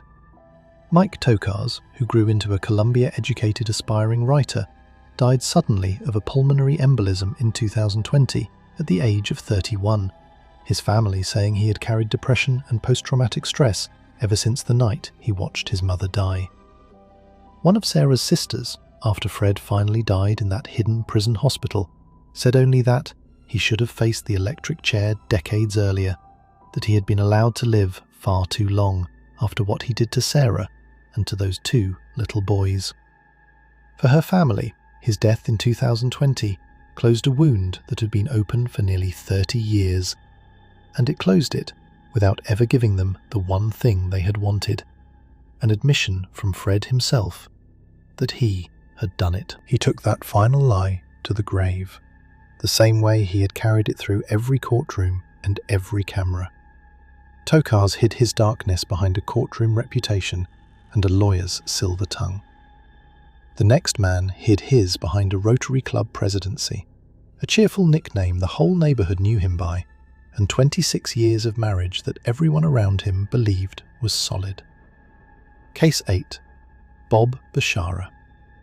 To the people of his Michigan neighborhood, he was Big Bob, the gregarious Rotary Club president who would help anyone fix anything, a man married for 26 years to a woman the whole community liked. Beneath that friendly surface, he was running a hidden second life out of a building he owned, and when his 2 worlds finally threatened to crash into each other, he had his wife killed and her body dumped in a Detroit alley, staged to look like a carjacking gone wrong. Robert Bashara was 54 years old, the son of a Michigan appellate court judge, a landlord who managed rental properties around Grosse Pointe Park and Detroit. His public life was a model of suburban respectability. He had been president of the local Rotary Club. He was a fixture at charity events. Neighbours knew him as Big Bob, the affable handyman of the block. His private life was something else entirely. Beneath one of the properties he owned, he kept a hidden room dedicated to his secret pursuits, where, within a particular adult subculture, he was known by another name entirely. He kept a serious relationship going with a mistress, and there were other women in other states. He had, in short, built a double existence. In one world, he was the cheerful pillar of the community, the man people trusted with charity drives and Rotary leadership. In the other, he moved through a hidden adult subculture under a different name, surrounded by women who knew nothing of the respectable wife at home. And his long marriage to Jane was the respectable anchor that held the public half of it in place. For 26 years he had drawn social standing and cover from being a settled, married, Grosse Pointe man, and that arrangement only worked as long as Jane remained exactly where she was. Jane Bashara was 56. She was a marketing executive at an established company, active in her church and her community, and she had been married to Bob for 26 years. They had 2 grown children together, and the kind of long, settled history that makes a marriage look, from the outside, like solid ground. To everyone who knew the couple, Jane and Big Bob were a fixture of the community, and that very ordinariness was the cover under which his hidden life had thrived for years. No one suspects the affable Rotary president of running a secret world out of a building down the road. And that was precisely the point. The trust of an entire community was, for Bob Bashara, simply another layer of cover. Her family has always firmly rejected the idea, which Bob would later float, that Jane had known about his secret life or had agreed to some kind of open arrangement. By every account from the people who actually knew her, Jane had no idea what her husband truly was, and no part in any of it. She was, to her colleagues and her congregation and her grown children, simply Jane, a capable and well-liked woman who had built a long marriage and a good life. The secret world her husband ran was kept entirely out of her sight, which is part of what makes what he did to her so cold. He did not kill her in the heat of some shared, tangled life. He killed the unsuspecting woman whose ordinary presence had become an obstacle to his hidden one. On the 24th of January 2012, Jane left for work early and arrived home in the evening as usual. What she did not know was that Bob had arranged for a man named Joe Gentz, a mentally impaired handyman who did odd jobs for him, to be waiting. Bob had promised Gentz thousands of dollars and a used car. According to Gentz, Bob also pulled a gun on him and ordered him to go through with it. Jane was killed in the attached garage of her own home. The details of those final minutes are harrowing, and the restraint the story deserves means leaving them mostly unspoken, beyond the fact that she fought and that she begged for her life. Bob then loaded Jane's body into the back of her own sport utility vehicle and drove the vehicle to an alley on Detroit's east side, abandoning it there to make it look as if a stranger had attacked her in a random crime. The staging was deliberate. A respectable suburban woman carjacked and killed in a rough part of the city was a story the public would accept without looking too hard at the grieving husband back home. It was a calculated bet that the appearance of random violence would keep anyone from examining the one person with the clearest motive. Around 8 that evening, Bob returned home and made a show of finding the house empty, of slowly growing worried, of being the husband who simply could not understand where his wife had gone. He waited. Around 11:30, several hours after she should have been home, he finally called the emergency line to report his wife missing, his voice carrying just the right note of concern for a man who already knew exactly where Jane was and how she had gotten there. The next morning, a tow truck driver discovered Jane's body in the back of the vehicle in that Detroit alley. The carjacking story did not hold for long. Within days, reports began surfacing about Bob's mistress and his hidden life, and he was named a person of interest. For a short while, the worried widower performance held. Bob went on Detroit television in the days after Jane's body was found, telling reporters his wife was not around and was not answering her phone, that he was just a little concerned.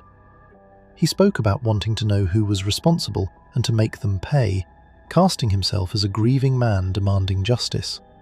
But the cracks opened fast as reporters began uncovering his hidden life, the mistress, the secret room, the second identity, and the carjacking story started to look like exactly what it was. Then the case broke open from an unexpected direction. On the 31st of January, Joe Gentz walked into the Grosse Pointe Park police station and confessed. He had to be turned away and brought back more than once before officers took him seriously. A mentally impaired man insisting he had killed someone, but his account was specific, and he named Bob as the man who had pulled a gun on him and ordered Jane's murder in exchange for money and a car. Bob, for his part, had his own lawyers steer police toward Gentz, but Bob then made the mistake that truly sealed his fate. With Gentz in custody and able to point a finger directly at him, Bob decided the safest thing was to make sure Gentz never testified. In June of 2012, he tried to arrange for Joe Gentz to be killed in jail, to silence the one man who could tie him to the crime. The person he approached to set it up, a furniture store owner, went straight to the authorities and agreed to wear a wire, recording Bob calmly arranging the murder of his own accomplice. It was a stunning act of self-incrimination from a man who had, until then, kept himself at arm's length from everything. He was arrested for solicitation of murder, and the wall around him began to come down for good. From there, the convictions stacked up. Joe Gentz eventually pleaded guilty to second-degree murder. Bob pleaded guilty to soliciting Gentz's killing and drew a substantial sentence for that alone. Then, in the autumn of 2014, he went on trial for Jane's murder before Wayne County Circuit Judge Vonda Evans. The trial ran for about 2 months and featured more than 70 witnesses. Among them were his own mistress, who spoke to the secret life he had been leading, and his own daughter, who testified about disturbing aspects of his private behaviour. The picture that emerged was of a man whose carefully maintained public image had been a thin shell over something the people closest to him had never fully seen. It was his wife, the one person who anchored the respectable half of his life, who had paid for that double existence with her life, killed not in passion, but as a problem to be removed. On the 18th of December 2014, the jury convicted him of first-degree murder along with conspiracy, solicitation, and obstruction. At sentencing, Judge Evans told him directly that he had lived in 2 worlds, one of light, his family and community and friends, and one of darkness, where his lies had become his truth, and his truth had become a lie. She sentenced him to life in prison without parole. The investigation that brought him down had not been clean or simple. The Grosse Pointe Park Police and the Detroit Police worked the case jointly, and the friction between the 2 departments caused real problems, including the loss or destruction of some of Jane's clothing as evidence passed between agencies, a gap that the defense seized on hard at trial. But the secret recording of Bob arranging Gentz's jailhouse murder, the testimony of his mistress and his daughter, the inconsistencies in his own statements, and Gentz's confession together proved far too much to overcome. A jury saw through the worried widower at last. Bob Bashara died in custody in August of 2020 at the age of 62. The Corrections Department declined to disclose the cause of his death, citing privacy rules, though it came during a period when illness was sweeping through prisons. He had spent only a handful of years behind bars for a murder he had spent months pretending to mourn. Joe Gentz, the man Bob had used as his instrument, pleaded guilty to second-degree murder and received a lengthy prison term of his own. A mentally impaired handyman who had been promised money and a car, used as the instrument of someone else's plan, and then very nearly murdered himself to keep him quiet. He had been, in every sense, expendable to Bob Bashara, one more person to be used and thrown away in service of protecting the comfortable public image. His persona had been everything to him: the Rotary president, the helpful neighbour, the long-married family man. Jane's own sister, after Bob died, said only that she was disappointed he had spent just 8 years behind bars for what he did to Jane, and the judge who sentenced him took the unusual step of posting the sentencing video publicly, with a message that Jane could finally rest in peace, and that her children could finally live in peace. A coda from the bench to a case that had gripped the entire Detroit area for years, the long, strange downfall of the man everyone had once known simply as Big Bob. Bashara needed an accomplice and a clumsy cover story, and both of them turned on him. The next man needed neither. He was a surgeon and a pilot, and he made his wife vanish so completely, so cleanly, that it took 15 years and a cold case squad to prove she was even dead. We are 2 cases from the end, and there are dozens more where these came from. Subscribe if you want them. It is free, and it is the simplest way to keep these investigations coming. Case 9. Robert Birnbaum. His wife told him she was leaving him. A few hours later, he rented a small plane, flew out over the open Atlantic, and came back alone. Then he reinvented himself as a respected and generous surgeon, and he lived as a free man for 15 years, until a cold case detective and a carefully altered flight logbook finally caught up with the doctor who had quite literally made his wife disappear into the air over the sea. For 15 years there was no body, no crime scene, and no case. There was only a missing woman and a husband who had moved on to a gleaming new life. Robert Birnbaum was, on paper, an extraordinary young man. Born in 1955, he was a surgical resident in his late 20s, the son of a successful physician family, fluent in several languages, a gourmet cook, a skier, and a licensed pilot who liked to take women up on flights as a kind of romantic flourish. He was, in other words, exactly the sort of accomplished, charming young doctor that no one wants to suspect of anything, and that surface of brilliance and generosity would prove to be the most effective disguise of all the men on this list. But there was another side to him that the people closest to his marriage had already seen. From around 1983, he had grown increasingly violent toward his wife, Gail. On one occasion, he choked her into unconsciousness after catching her smoking on the balcony of their apartment. On another, he tried to drown her cat in the toilet. The couple went to counselling for a few months, and the therapist became alarmed enough to do something extraordinary. The therapist put a warning in writing, telling Gail directly that she was in danger and urging her to leave for her own safety. It is a chilling document in hindsight, a professional looking at this marriage and concluding, on paper, that the woman in it might not survive it. Gail had also at one point tried to report that earlier attack to a police aide, but nothing came of it. The warnings were there. The system simply did not act on them in time. Gail Katz Birnbaum was 29, a Manhattan woman who had been studying psychology and working to build her own life. She was bright and independent, and by the summer of 1985, she had reached the decision that so many of the women in these stories reached, that the marriage was over and she was getting out. Telling a violent man that you are leaving him is, again and again across these cases, the most dangerous moment of all. And for Gail, it would prove to be the last. She had a sister, Elaine Katz, an attorney, who had become the relentless engine behind everything that eventually happened. But that was years away. On Sunday the 7th of July 1985, Gail vanished from the couple's Upper East Side apartment. Robert told the police that the two of them had argued and that she had stormed out towards Central Park in the heat of it, and that was simply the last he had seen of her. It was a tidy story, the kind that, in the absence of a body and with an inattentive initial investigation, could and did stand for years. A young woman walks out after a fight and does not come back. People disappear from their own lives all the time.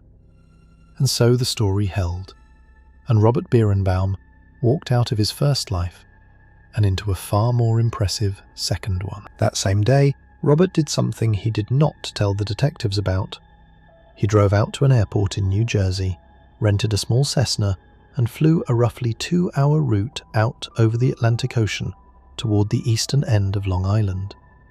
He said nothing about that flight to investigators, and he later altered his own pilot's logbook to record the flight as having taken place a day later than it actually had. For years, the case sat. At one point, a torso washed ashore in New Jersey and was mistaken for Gail, a false lead that gave the family a kind of terrible, premature closure, until genetic testing in 1999 proved the remains belonged to someone else entirely, a victim of an unrelated serial murderer. That single test reactivated everything.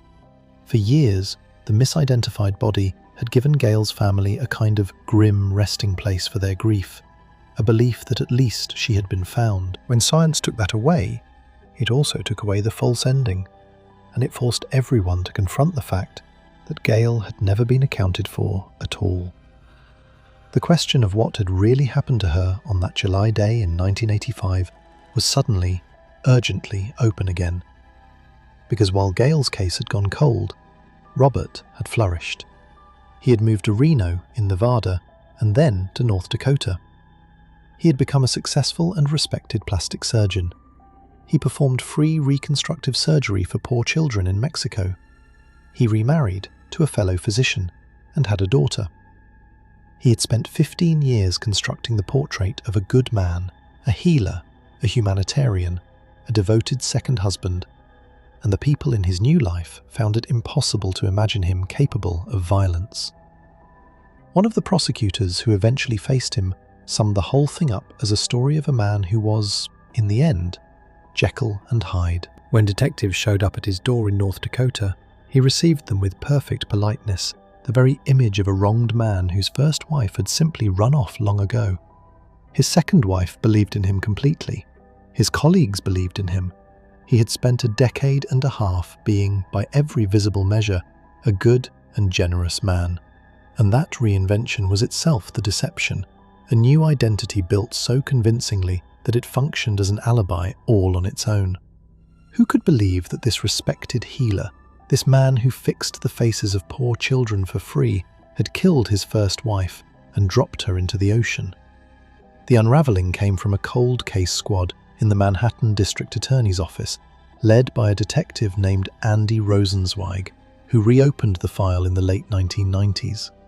The exoneration of that misidentified torso destroyed the family's false closure and forced the case back to life. Rosenzweig confirmed the altered logbook and the Cessna rental on the very day Gail vanished.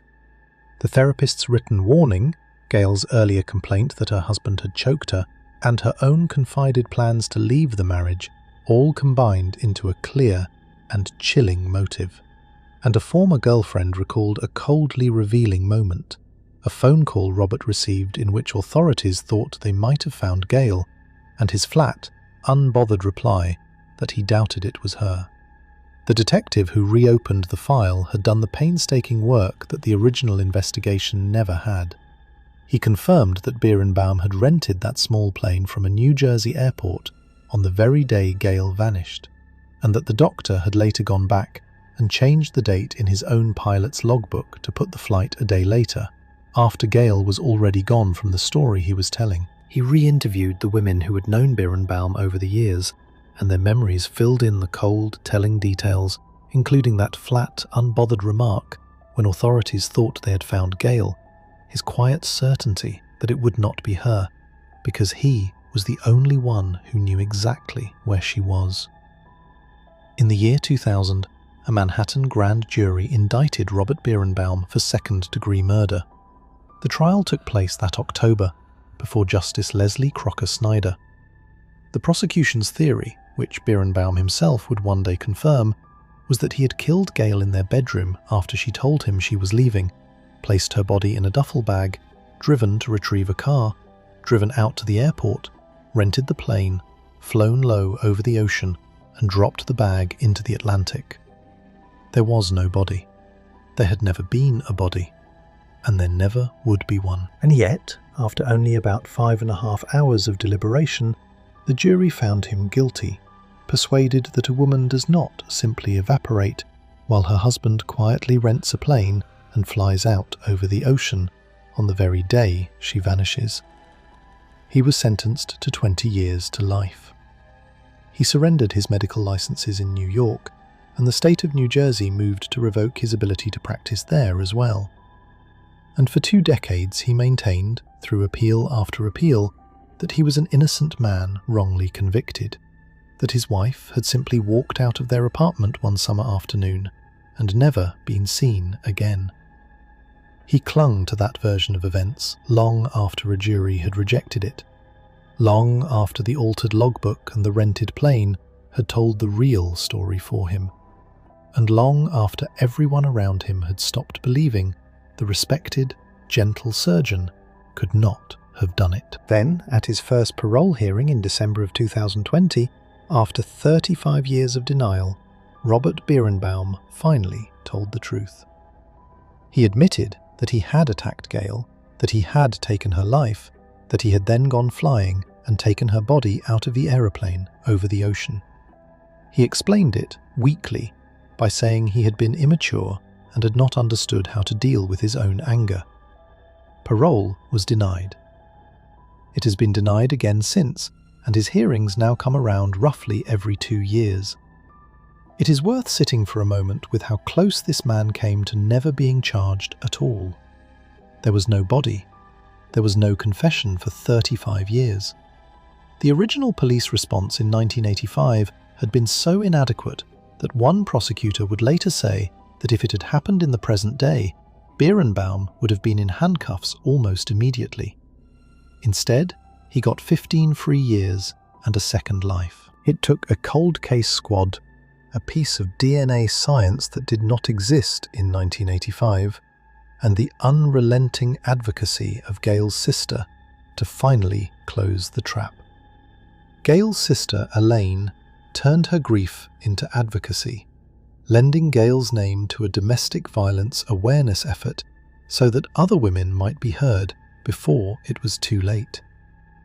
The case has been told and retold in the years since, including in an award-winning podcast that not only revisited Gail's story, but solved the decades-old mystery of who that misidentified torso had really belonged to.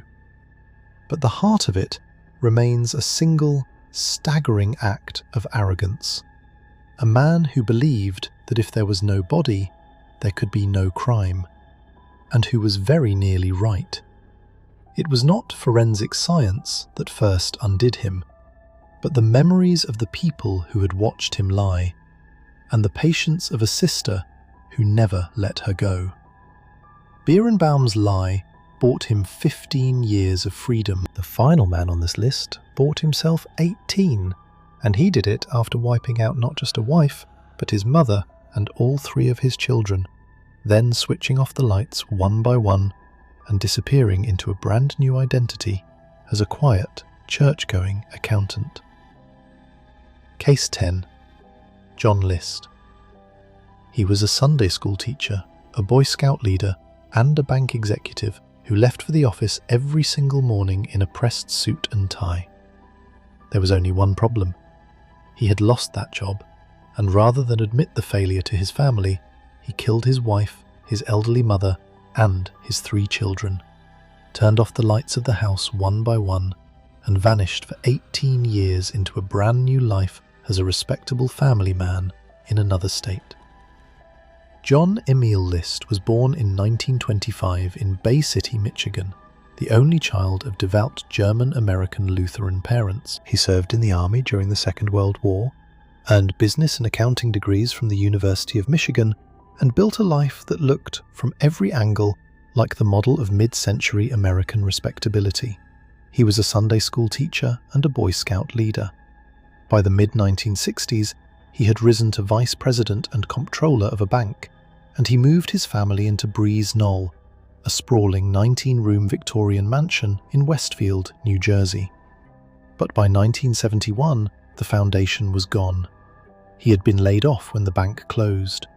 He was quietly draining money from his elderly mother's accounts to keep up appearances, and rather than tell his family the truth, he invented a daily performance. Every morning he dressed in his business suit, said his goodbyes, and left the house as though heading to work, only to spend the day sitting in the Westfield train station, reading newspapers, waiting for the hours to pass so he could come home and pretend that nothing had changed.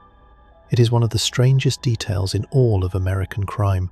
A grown man in a suit and tie, ruined and unemployed, performing a job that no longer existed, day after day, because admitting the truth to his family was somehow more unbearable to him than the alternative he was already turning over in his mind.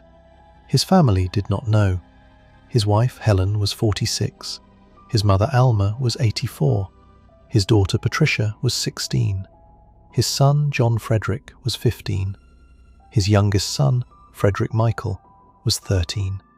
They were, to the outside world, a comfortable, church-going, suburban family in a grand house, exactly the sort of household no one looks at twice. The mansion itself, with its many rooms and its grand ballroom and its stained glass, was a symbol of the success John List had spent his life chasing, and was now, in secret, completely unable to sustain.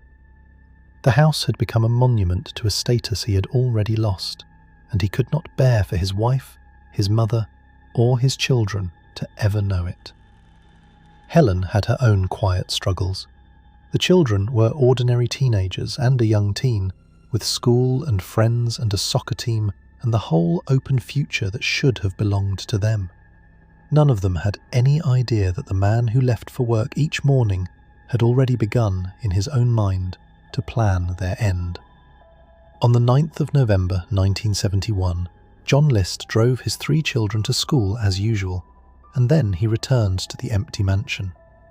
Over the course of that single, unimaginable day, he killed all 5 members of his family: his wife, his mother, and his 3 children. The manner of it is not something this account will detail.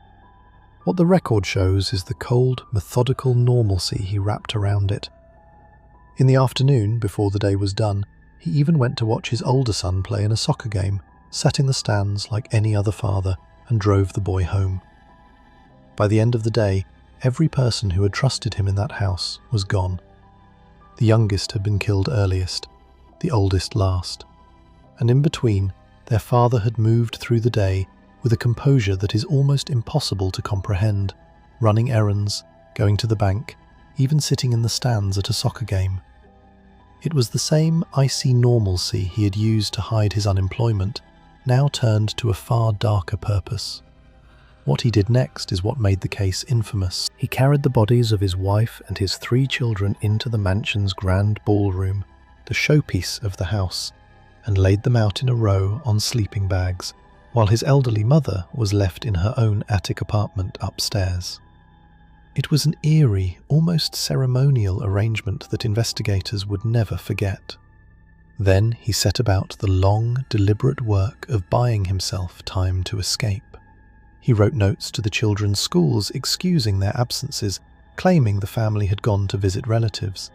He cancelled the newspaper, the milk, and the mail so that nothing would pile up and draw attention. He went through the house and cut his own face out of every family photograph. He left the lights burning and the intercom system softly playing organ music. And he left behind a long 5-page letter addressed to his pastor, a letter that explained where to find documents and offered his own warped justification, a claim that he had done it to save their souls from the evils of the world. Then he drove to the airport, left his car, and disappeared into thin air. The staging was meant to buy him time, and it worked. The notes to the schools, the cancelled deliveries, the lights left burning, the organ music drifting through the empty house. All of it was designed to make the world believe, for as long as possible, that the family had simply gone away for a while. For nearly a month, no one knew. The lights of Breeze Knoll burned through the nights, and then, one by one, they began to go out as the bulbs died. Eventually, neighbours grew concerned enough to call the police. On the 7th of December 1971, officers entered the mansion and found the family in the ballroom, along with the letter, while the family car turned up abandoned at an airport. By then, John List was long gone. He had travelled west, taken the name Robert Clark, settled first in Colorado and then in Virginia, and quietly rebuilt the exact same kind of life he had destroyed, a church-going Lutheran accountant. He remarried in 1985. His new wife would later say she had no idea who he really was. For 18 years, John List was simply gone. He built a whole new existence as Bob Clark, found work as an accountant, joined a church, courted and married a woman who knew nothing of his past, and settled into the same kind of respectable, unremarkable life he had blown apart in New Jersey. He was, by all appearances, a quiet and decent man. The case might have stayed unsolved forever, because John List had erased every recent photograph of himself when he cut his own face out of those family pictures, leaving investigators with almost nothing to match a face against. But in May of 1989, the television program America's Most Wanted aired an episode on the murders featuring a forensic sculptor's age-progressed bust showing what List might look like nearly 2 decades later. The bust was the work of a forensic sculptor who studied old photographs, the aging process, and the habits of the man to imagine how he would look approaching his mid-60s. A woman who had been his neighbour back in Colorado and had since moved to Virginia saw the broadcast, looked at that clay face on her television, and recognised the man she knew as Bob Clark, the mild accountant living quietly nearby. She contacted the authorities, and the long cold trail came alive again after almost 2 decades. He was arrested in Richmond on the 1st of June 1989. At first, he flatly denied being John List at all, insisting he was Bob Clark, the mild accountant, the new husband, the churchgoer. The new identity had become so complete that he tried to hide inside it even then. But a fingerprint match to his old military records left no room for the lie, and in February of 1990, he finally admitted who he was. He was tried in Union County, New Jersey, in the spring of 1990, nearly 2 decades after the murders. His defense argued that post-traumatic stress from his wartime service had impaired his judgment on that November day. The jury did not accept it.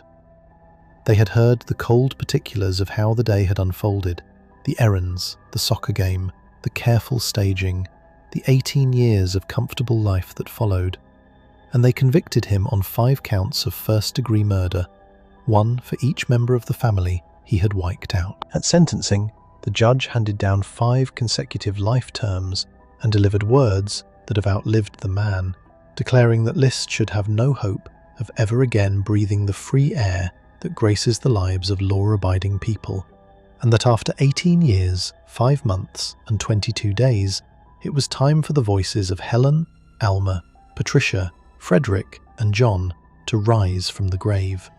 His appeals, including a claim that the long letter he had left for his pastor should have been shielded as confidential clergy communication, were all denied. The letter, far from protecting him, stood as a kind of written confession, a man laying out in his own hand what he had done and the twisted reasoning he had used to justify it to himself. John List died in prison custody in 2008 at the age of 82 of complications from pneumonia. A New Jersey newspaper had long before given him the name that stuck, the Boogeyman of Westfield, the respectable family man who had become a figure of nightmares. Helen and the 3 children were buried together in Westfield, while his mother was returned to Michigan to be laid to rest. The family he had destroyed scattered even in death. Late in his life, in a television interview, List offered one final, chilling glimpse into the mind behind the mask. He explained that he had not ended his own life after the murders because he believed doing so would have kept him out of heaven, where he expected, somehow, to one day be reunited with the very family he had destroyed. The case so embedded itself in the culture that it helped inspire films and even the shadowy, identity-shedding figure at the center of one of cinema's most famous twists. A man who could erase himself and vanish without a trace, leaving nothing behind but the family he had destroyed and the questions that followed. 10 men, 10 marriages, 10 carefully built images of the devoted family man, and behind every one of them, the person who destroyed the family that trusted him most. The face at the funeral, the voice on the evening news, the man begging the cameras for answers, none of it was ever real. If these are the cases that stay with you, subscribe so the next investigation finds you, and we will see you on the next one.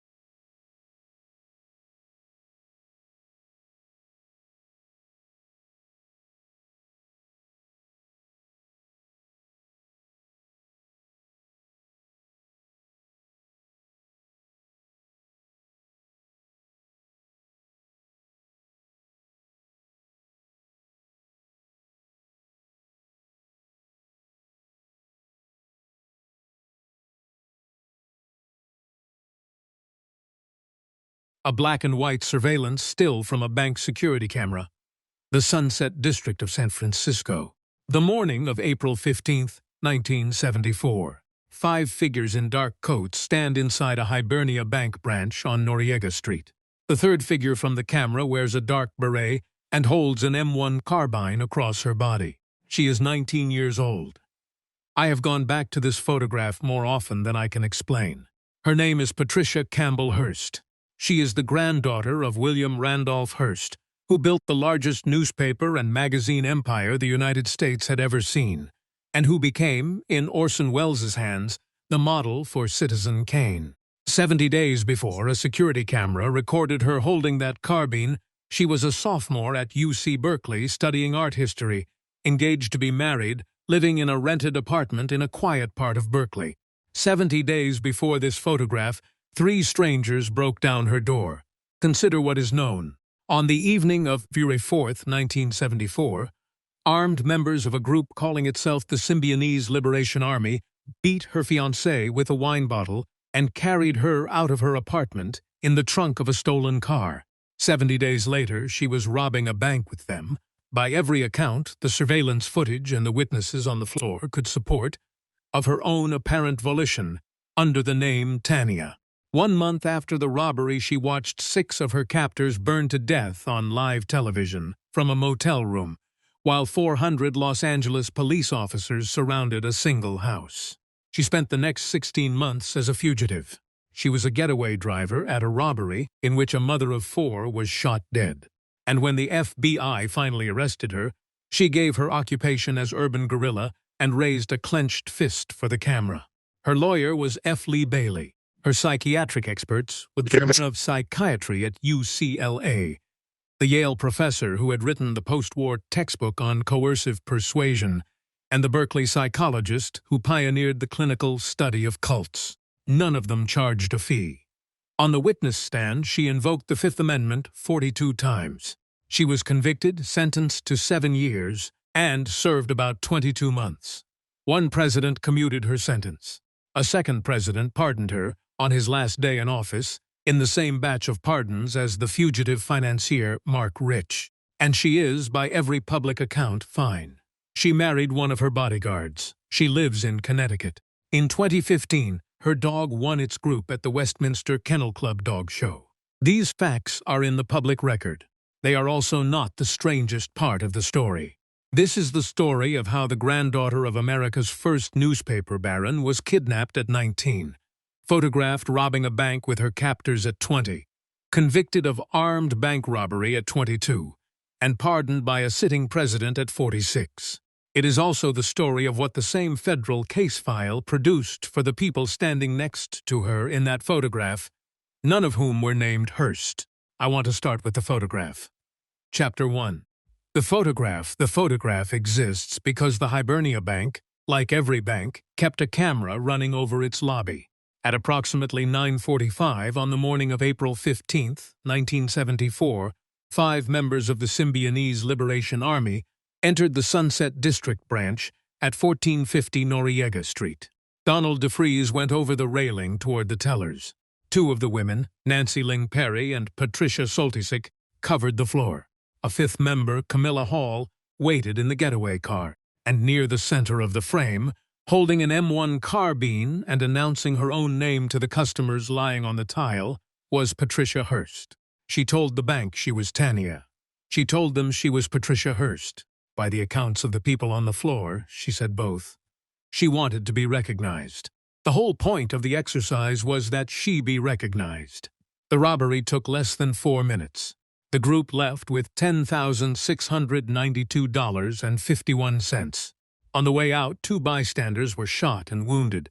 By the FBI's account, both survived. There is a small irony in the choice of bank, the kind of irony this story produces over and over. The Hibernia Bank had been founded generations earlier by the family of one of Patricia Hearst's own childhood friends. Decades later, a member of that same family would sit on a committee urging the President of the United States to grant her clemency for robbing it. But that is the end of the story, and we are at the beginning. The money was almost beside the point.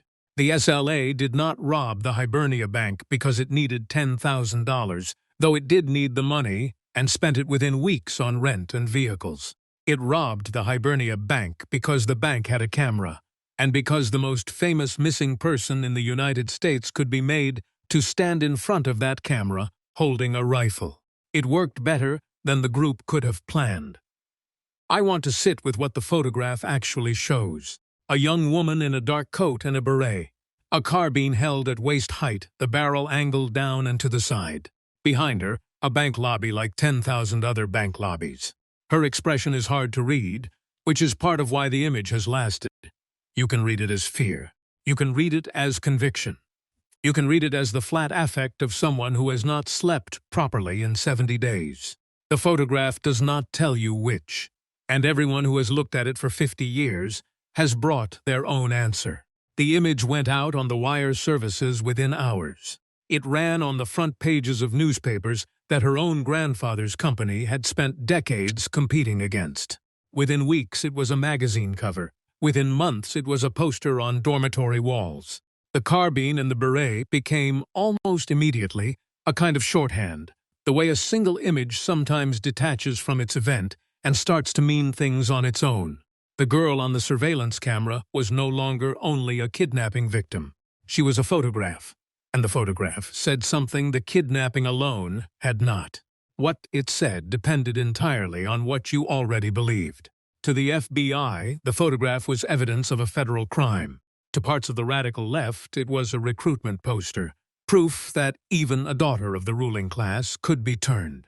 To Patricia's parents, watching from the family home south of the city, it was their daughter holding a gun, and they did not know, and could not know, whether she was holding it because she wanted to, or because someone standing just out of frame was holding one on her.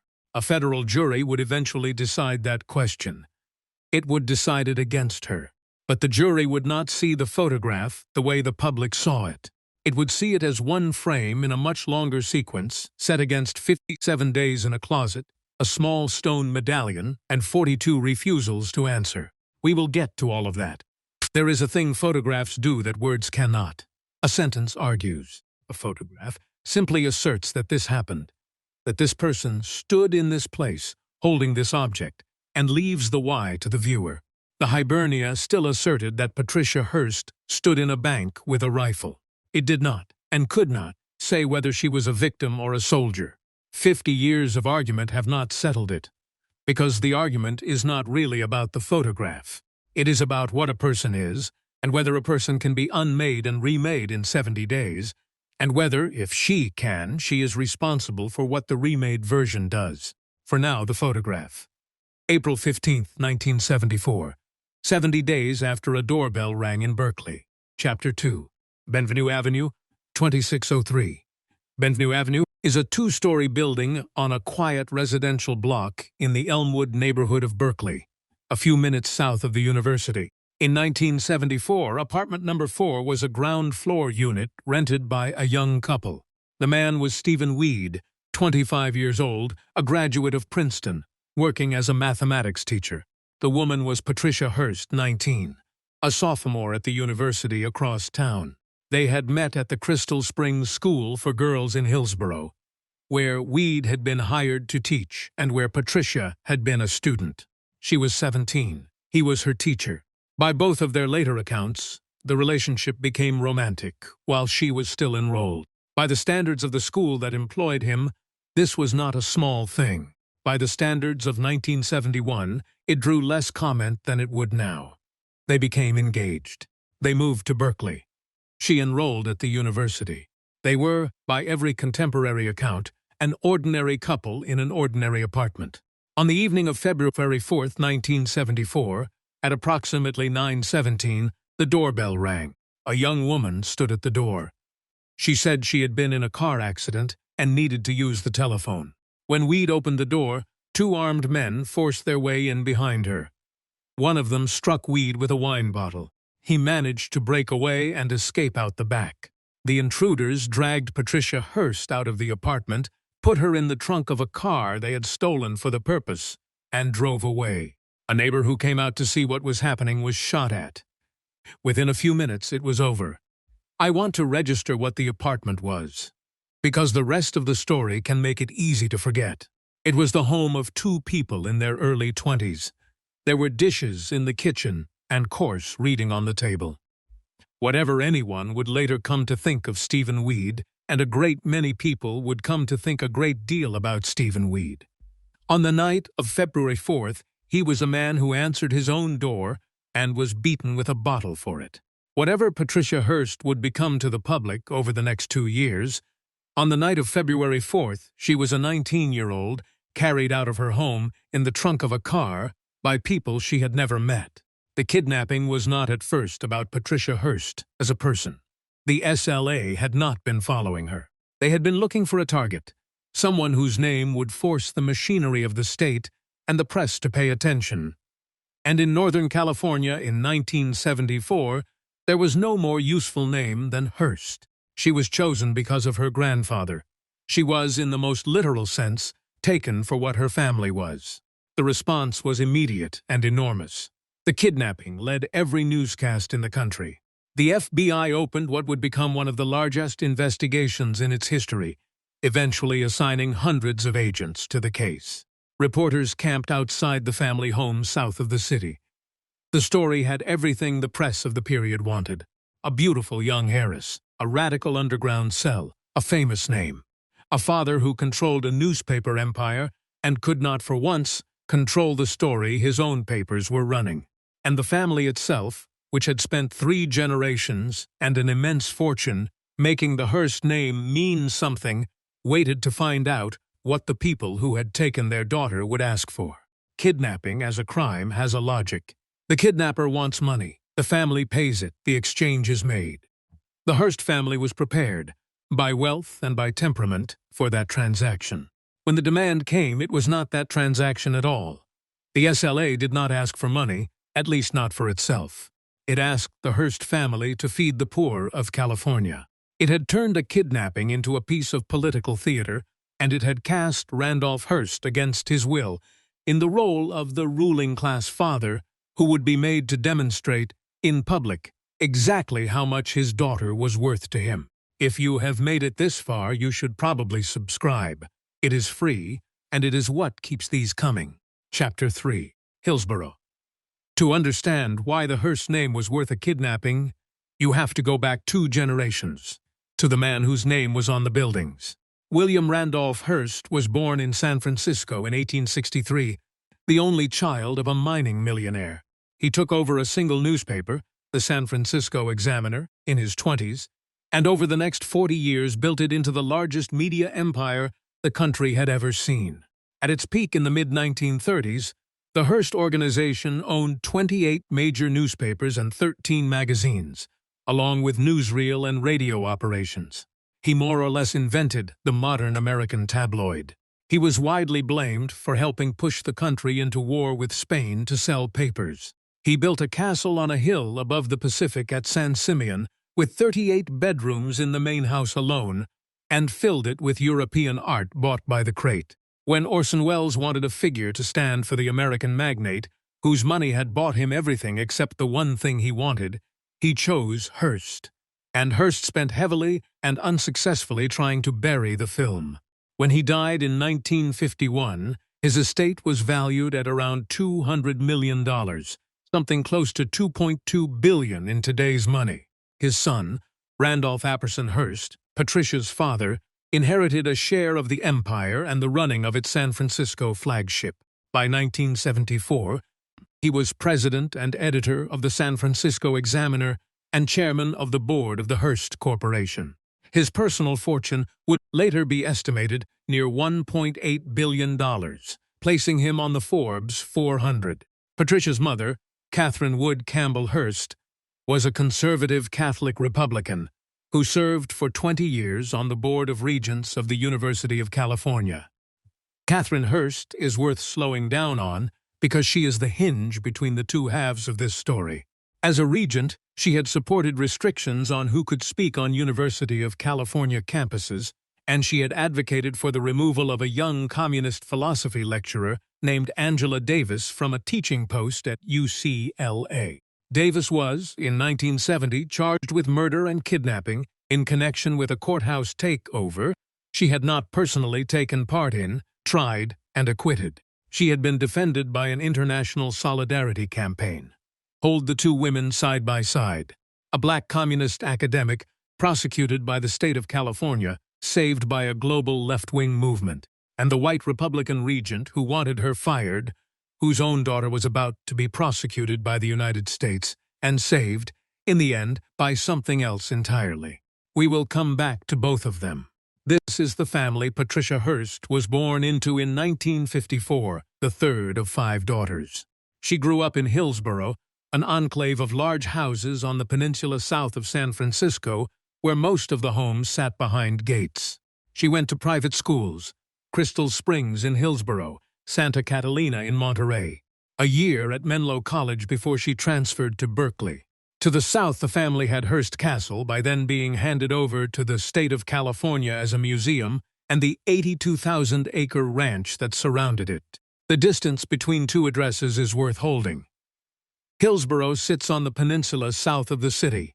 Berkeley sits across the bay to the east. The two are a long drive and an entire world apart.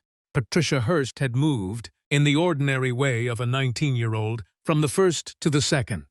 She had a fiancé her parents were not enthusiastic about, an art history major, and a rented apartment in a college town. It was, by the standards of the family she came from, a small rebellion. A daughter living with a boyfriend in Berkeley. It was the kind of thing that would have been the most interesting fact about her life, if her life had been allowed to stay that small. It was not allowed to stay that small. On the night of February 4th, the largest private fortune in Northern California acquired, overnight, a hostage problem. And, to understand what the kidnappers wanted, and why they would not simply take the money, you have to understand who they were. Who they were is one of the strangest stories in the history of American radicalism. Chapter 4. Sinky Donald David DeFries was born in Cleveland, Ohio, in November of 1943, the oldest of 8 children in a violent house. He was arrested for the first time at 14. By his late 20s, he had a long record of weapons and theft offenses on both coasts, and in 1969, after a shootout with a Los Angeles police officer, he was sentenced to a term of 6 to 14 years. He served part of it at the California Medical Facility at Vacaville, then was transferred to Soledad. On March 5, 1973, he was assigned to a boiler room that sat outside the prison's perimeter fence. He walked away.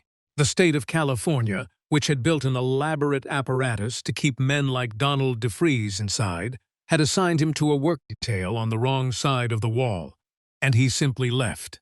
He made his way to the Bay Area, where he was taken in by a network of radical students and former students who had been visiting California prisons through a Black Cultural Association program at Vacaville. To understand how a program like that existed, you have to understand the moment. In August of 1971, the black radical author and prisoner George Jackson had been shot and killed at San Quentin.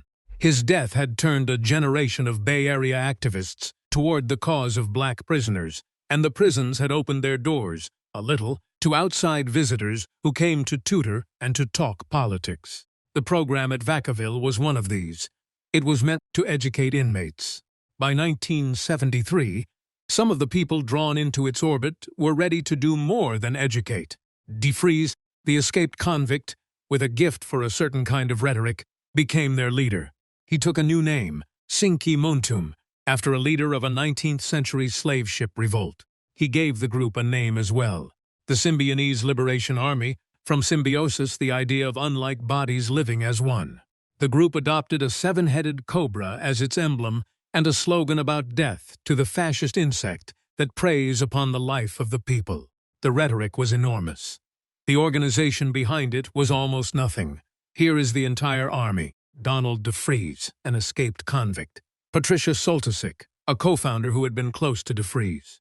Nancy Ling Perry, a co-theorist of the group. Camilla Hall, a Berkeley artist. William and Emily Harris, a married couple from Indiana, both graduates of Indiana University. Angela Atwood, a former Indiana University drama student. William Wolfe, the son of a doctor. At its founding, the Symbionese Liberation Army had 8 members. Most of them were white, college-educated, and from comfortable families. Their field marshal was the only black member, and the only one who had ever been to prison. They had no base of popular support, no membership beyond their own cell, and a name far grander than any army they could ever field. What it had instead was a willingness to kill, and it established that early. I want to pause on Marcus Foster, because the Foster killing is the fact the rest of the country forgot, and the Bay Area radical left never could. Marcus Foster was the first black superintendent of the Oakland public schools. He had come from Philadelphia, where he had turned around a struggling high school and won a major civic award. In Oakland, he was, by every account, close to the kind of figure a black liberation movement might have claimed as its own. On the night of November 6, 1973, as he walked to his car after a school board meeting, members of the SLA shot him 8 times with hollow-point bullets that had been packed with cyanide. His deputy, who was white, was wounded and survived. The SLA had decided Foster was a fascist because they believed he supported a plan to require identification cards for Oakland students. Foster had, in fact, opposed that plan and withdrawn it. They killed him for a position he did not hold. The black radical movement the SLA claimed to serve was appalled. 2 members of the group, Joseph Ramiro and Russell Little, were arrested for the Foster murder in January of 1974 and would be sentenced to life in prison, which left the Symbionese Liberation Army, 2 months before it took Patricia Hearst, as a tiny cell that had just murdered the most prominent black educator in California, lost 2 of its members to arrest, and alienated nearly everyone it claimed to fight for. It needed something large. It needed leverage. It needed, in the cold arithmetic of a group with almost nothing left, a hostage whose name no one in the country could ignore. 30 miles away, in a Berkeley apartment, a 19-year-old was doing her course reading. Hit subscribe if you want the rest of this. It costs nothing and takes a second. Chapter 5. The Closet. By her own sworn account, given under oath at her trial 2 years later, this is what the first weeks were like. She was kept in a closet in the first of several safe houses the group would use. She was blindfolded. She was held there for the better part of 2 months. During that time, by her testimony, she was sexually assaulted by 2 of her captors, William Wolfe and Donald DeFreeze. She was let out for tactical reasons, to make recordings, and then put back. She could hear the group debating whether to kill her. I want to be careful here because all of this is contested ground, and because the woman it happened to is still alive. The account of the closet and the assaults comes from Patricia Hearst's own testimony and her later memoir. The 2 men she named were both dead by the time she said it, killed in the fire this story is moving toward, and could not answer. A federal jury would later decide that whatever happened in the closet did not excuse what happened at the bank. That is a separate question from whether the closet was real. By every account, including the physical evidence of the safe houses, the closet was real. While she was in it, the machinery outside began to move. The SLA communicated through audio tapes, mailed to a Berkeley radio station and broadcast to the public. The first arrived on February 12th. On it, DeFreeze, in the voice of General Field Marshal Cinque, laid out the group's demand. It was not a ransom in the ordinary sense. The SLA wanted the Hearst family to give away food, $70 worth, to every needy person in the state of California. The cost of such a program was estimated at the time at around $400 million. Randolph Hearst could not do that. No private fortune could. What he could do, and did, was announce a program he called People in Need, funded with a $2 million personal loan and a pledge of $4 million more if his daughter was released. It was an enormous sum of money. It was also measured against the demand that had been made, almost nothing, and the SLA said so. The food distribution began on February 22nd and went badly.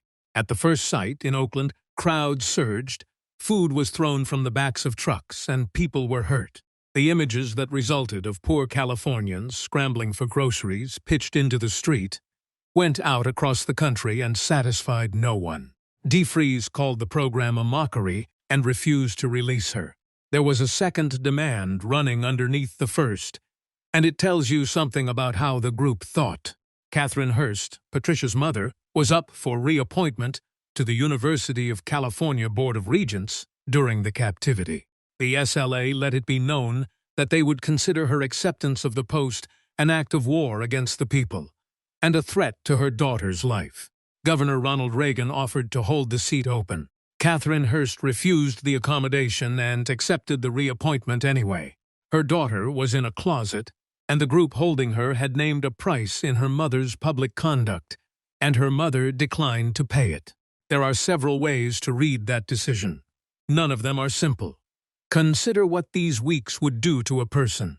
Picture the sequence from inside the closet. You are 19. You have been taken from your home and assaulted. You are blindfolded in the dark. The one channel of information you have is the group that took you, and the radio, on which you can hear your own father trying and failing to buy your freedom, your mother refusing the group's terms, and your captors telling you that all of it proves everything they have been saying about your family. There is no clock. There is no one to check the story against. By the standards of nearly every model of coercion that exists, these are the conditions under which a person comes apart. On April 3, 1974, a new tape arrived. On it, Patricia Hearst announced that she had been given a choice: to be released or to join the people who had taken her, and that she had chosen to stay and fight. She had a new name now. She was Tania, taken from a woman who had fought and died alongside Che Guevara in Bolivia. The jury that convicted her 2 years later would treat that tape as a statement of free choice. Her defense would treat it as the moment the breaking was complete. The same 40 seconds of audio, 2 readings, the entire case between them. 12 days later, she walked into the Hibernia Bank. Chapter 6. Hibernia, the grand jury did not see a victim. In June of 1974, 2 months after the robbery, a federal grand jury in San Francisco indicted Patricia Hearst for armed bank robbery and for the use of a firearm in the commission of a felony. Whatever had happened in the closet, whatever the photograph did or did not prove, the legal machinery had made its first determination. The kidnapping victim was now a criminal defendant. The most sympathetic missing person in America was a fugitive from a federal warrant, and the people hunting her were no longer only trying to save her. That shift is easy to state and hard to overstate. For the first 4 months, the apparatus of the federal government had been pointed at her rescue. After the indictment, the same apparatus was pointed at her capture. And the difference between being rescued and being captured, for someone in her position, was the difference between agents who hoped to find her alive and agents who had watched 6 of her associates burn. She was now, in the eyes of the law, one of them. The robbery had taken 4 minutes on the morning of April 15th. But the 4 minutes were never really about the $10,000. The Symbionese Liberation Army had a problem that money could not solve. It had announced on the April 3rd tape that Patricia Hearst had joined them. Announcements are cheap. Anyone can read a statement into a microphone with a gun off camera. What the group needed was proof, an act she could not take back, performed in front of camera, in public, with a weapon in her hands. A bank robbery was the proof. After Hibernia, she could not credibly go home and say she had been forced, because the whole country had watched her hold the rifle. The robbery did not just take money from the bank. It took away her line of retreat. 10 days later, on April 25th, another tape arrived. On it, the voice calling itself Tania did 3 things, and each one drove the wedge deeper. She denounced the man she had been engaged to, Stephen Weed, in the language of the movement, calling him ageist and sexist. She referred to her own parents as pigs, and she said directly that the idea she had been brainwashed was ridiculous, that no one had forced her, that she had chosen this. By every account, the tape was devastating to the people who loved her, because it was her voice, and because she sounded certain. The tape is worth being careful about, because it became the center of the case against her. The prosecution would later play it for the jury as proof of a free and rebellious mind. The defense would argue that a person who has been broken will say, with total conviction, exactly what her captors need her to say, and that the certainty in her voice was not evidence against coercion, but evidence of how complete the coercion had become. Both readings were available. The tape did not settle, which was true. It only made her sound as though she had settled it herself. The public turned. The sympathy curdled. Letters ran against her. In the early weeks, she had been a daughter stolen from her home, and the feeling for her had been close to universal. After Hibernia and the April 25th tape, that was gone. The girl in the beret was no longer obviously a victim. She had become, for a great many Americans, the spoiled heiress who had thrown in with terrorists. And for a smaller number, a revolutionary hero. Almost no one held the third possibility, which was that both of those readings were too clean, and that the truth was harder than either. Through that summer, the persona hardened.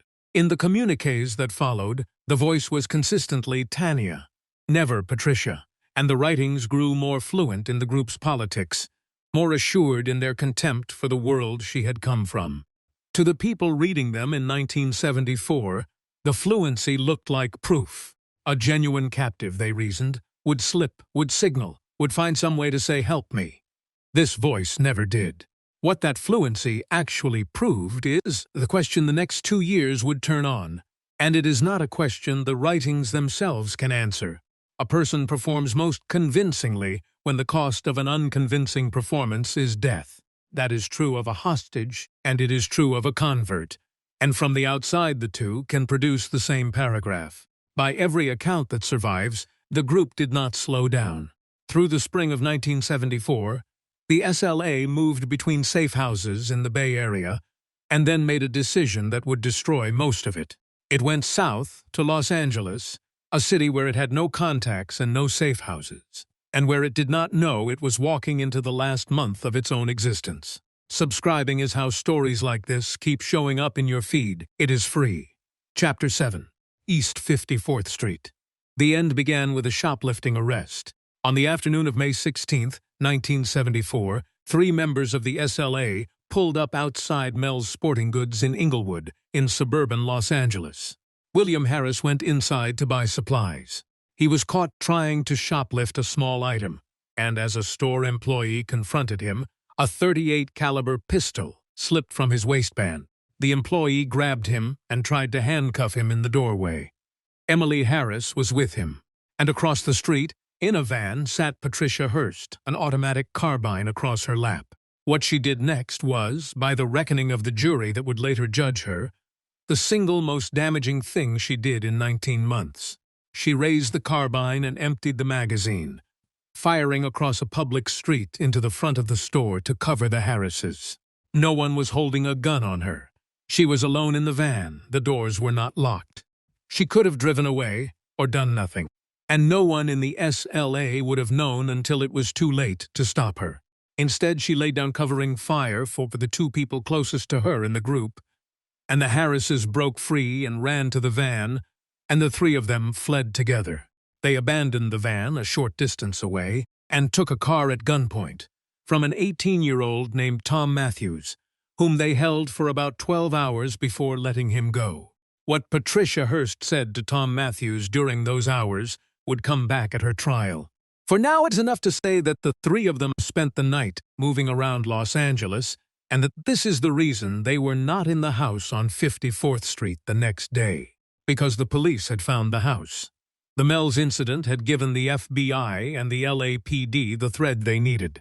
By the morning of May 17th, they had traced the rest of the cell to a small rented house at 1466 East 54th Street, in South Central Los Angeles. 6 members of the SLA were inside: Donald DeFries, Nancy Ling Perry, Patricia Soltysik, Camilla Hall, Angela Atwood, William Wolfe. What followed was, at the time, one of the largest police firefights in American history. Roughly 400 officers surrounded the house, drawn from the LAPD, the FBI, the California Highway Patrol, the county sheriff, and the fire department, under the command of an LAPD captain. It was carried live. For the first time, an American television audience watched a police siege unfold in real time on the afternoon news with helicopters overhead. The shooting started in the early afternoon and went on for close to 2 hours. Tear gas canisters fired into the house set it on fire. The 6 people inside did not come out. Some died of gunshot wounds, some died of smoke and fire. DeFries, by the coroner's account, shot himself as the house burned. By the end of the afternoon, the house at 1466 East 54th Street was a smoking foundation, and 6 of the 8 people who had founded the Symbionese Liberation Army were dead. I want to sit with the arithmetic because it has been argued over ever since. The press at the time reported that more than 9,000 rounds were fired in all. The dispute, then, now is over how many came from inside the house. The official police account put the number from the SLA in the thousands. An independent investigator, who later reviewed the physical evidence for the family of one of the dead, estimated that the people inside had fired no more than about 100. That gap is the entire question, because it is the difference between a gun battle and an execution carried out on live television. The answer is not recoverable from the physical record now. The question has never gone away. Patricia Hearst was not in the house. She watched it burn on a motel television in Anaheim with William and Emily Harris, the 3 of them in a rented room a few miles from Disneyland, watching the rest of their group die on the same broadcast the whole country was watching. By her later account, she believed she was watching her own future. The people who had taken her, assaulted her, converted her, and made her a criminal were burning to death on the screen, and she was now bound to the 2 survivors by the only thing the 3 of them had left, which was the certainty that the same end was waiting for them. There were people barely older than Patricia Hearst in that house. The oldest of the 6 was 30. By the standards of the army it called itself, the SLA had just lost most of its soldiers. By the standards of any other measure, 6 young people had burned to death in a rented bungalow in front of a live audience, and the 3 who were left were now running for the same finish. Chapter 8. Wendy Yoshimura, Wendy Masako Yoshimura, was born in 1943 in the Manzanar War Relocation Center, the camp in the California desert where the United States government held Japanese-American families during the Second World War.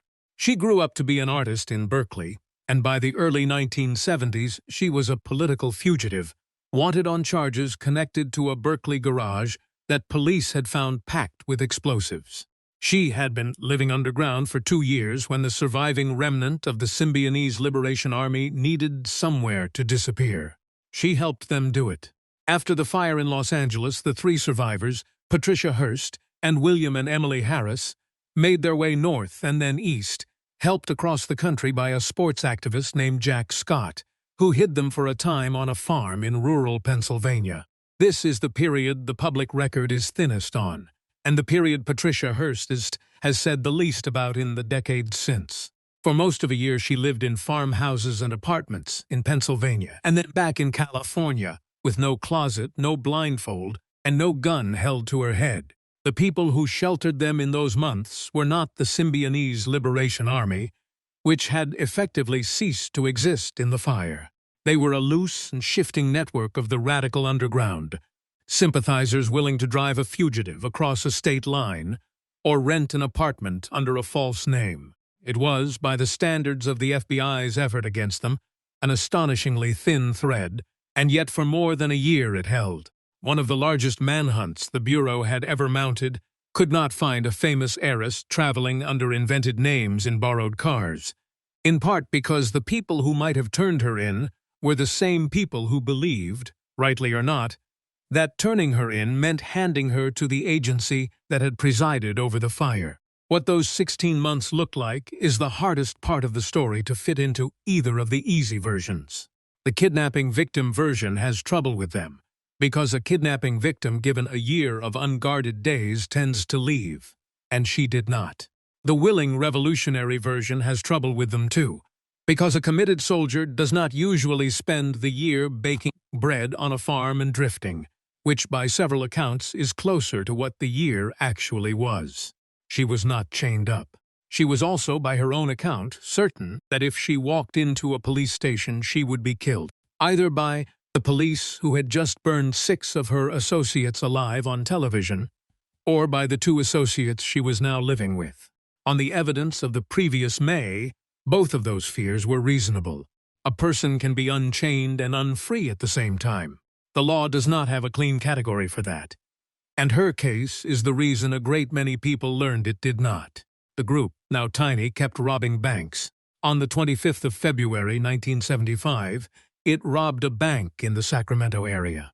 On the 21st of April 1975, it robbed the Crocker National Bank in Carmichael, outside Sacramento. During that robbery, a shotgun went off and killed a customer, a 42-year-old woman named Myrna Opsahl, who had come to the bank to deposit the collection money from her church. She was a mother of 4. By Patricia Hearst's later account, the shotgun was fired by Emily Harris. More than 25 years later, Emily Harris would plead guilty to second-degree murder for that killing. On the day it happened, Patricia Hearst was outside, in one of the getaway cars.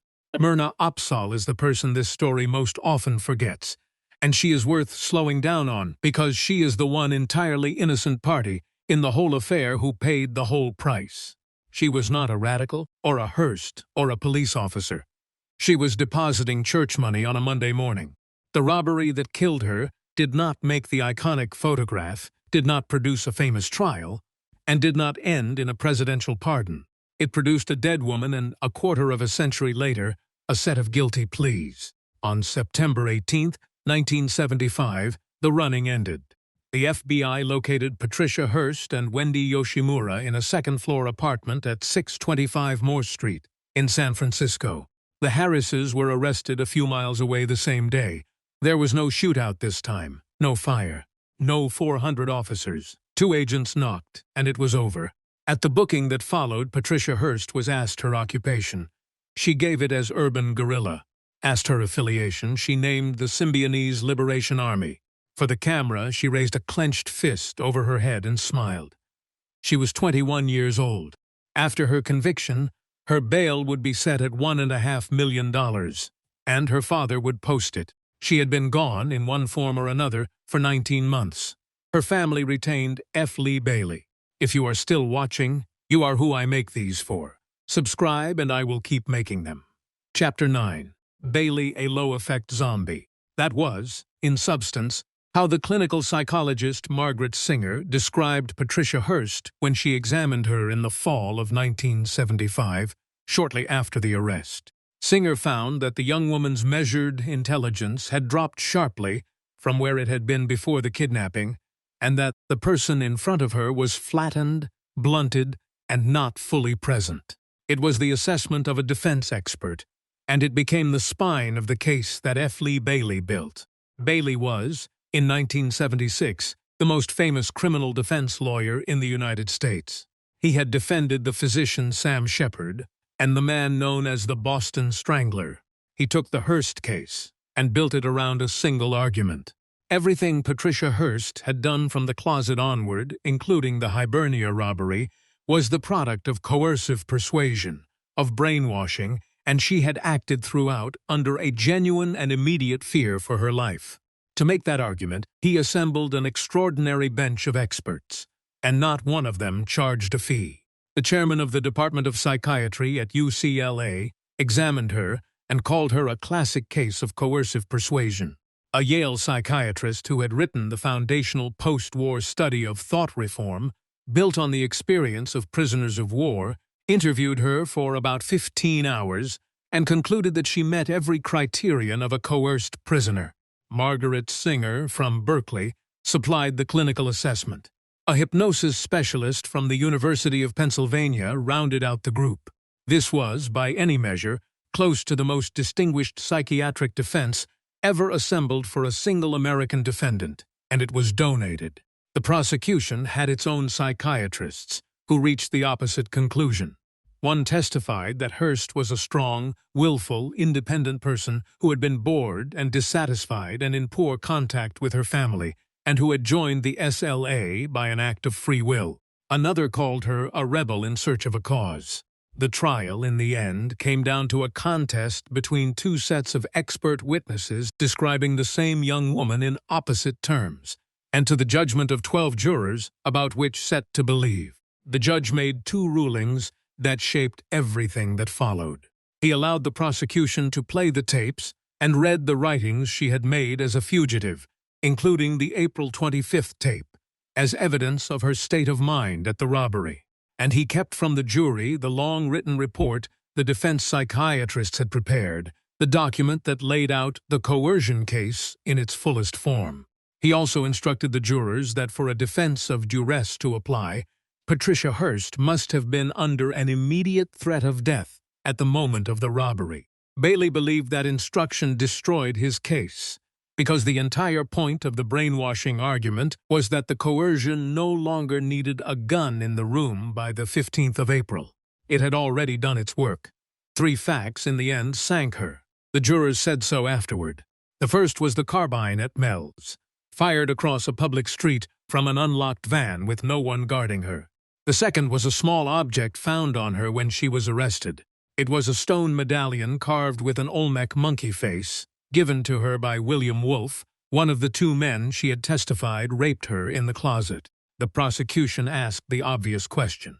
Why would a woman carry, for more than a year, a keepsake given to her by a man she said had raped her? The defense had answers about how captivity warps attachment. But the answers were complicated, and the question was simple, and in a courtroom simple usually wins. The third was the silence. On cross-examination, asked about her conduct during the months on the run, Patricia Hearst invoked her Fifth Amendment right against self-incrimination 42 times. A jury is instructed not to hold a defendant's silence against her. Jurors are human. One of them said afterward, in plain words, that they had simply not believed her. On March 20, 1976, after about 12 hours of deliberation, the jury convicted her on both counts. She was sentenced to 7 years. I want to sit with what the brainwashing defense actually was, because it is the hinge of the second story.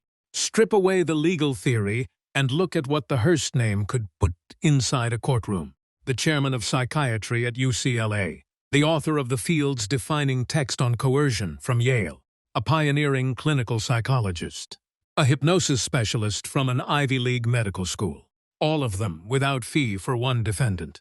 Now picture the same federal charge, armed bank robbery and use of a firearm, brought against a defendant with no name and no money. That defendant gets a public defender and, if she is fortunate, a single court-appointed expert. She does not get 4 of the most eminent psychiatrists in the country donating their time. She does not get $1.5 million in bail and her freedom during the appeal. The brainwashing defense did not save Patricia Hearst, because the jury rejected it. But the machine that built the brainwashing defense was a machine almost no other defendant in America could have assembled. And when the defense failed, 2 more machines were still available. Machines that have nothing to do with juries. In 1978, after the appeals courts declined to overturn her conviction, Patricia Hearst went back to prison.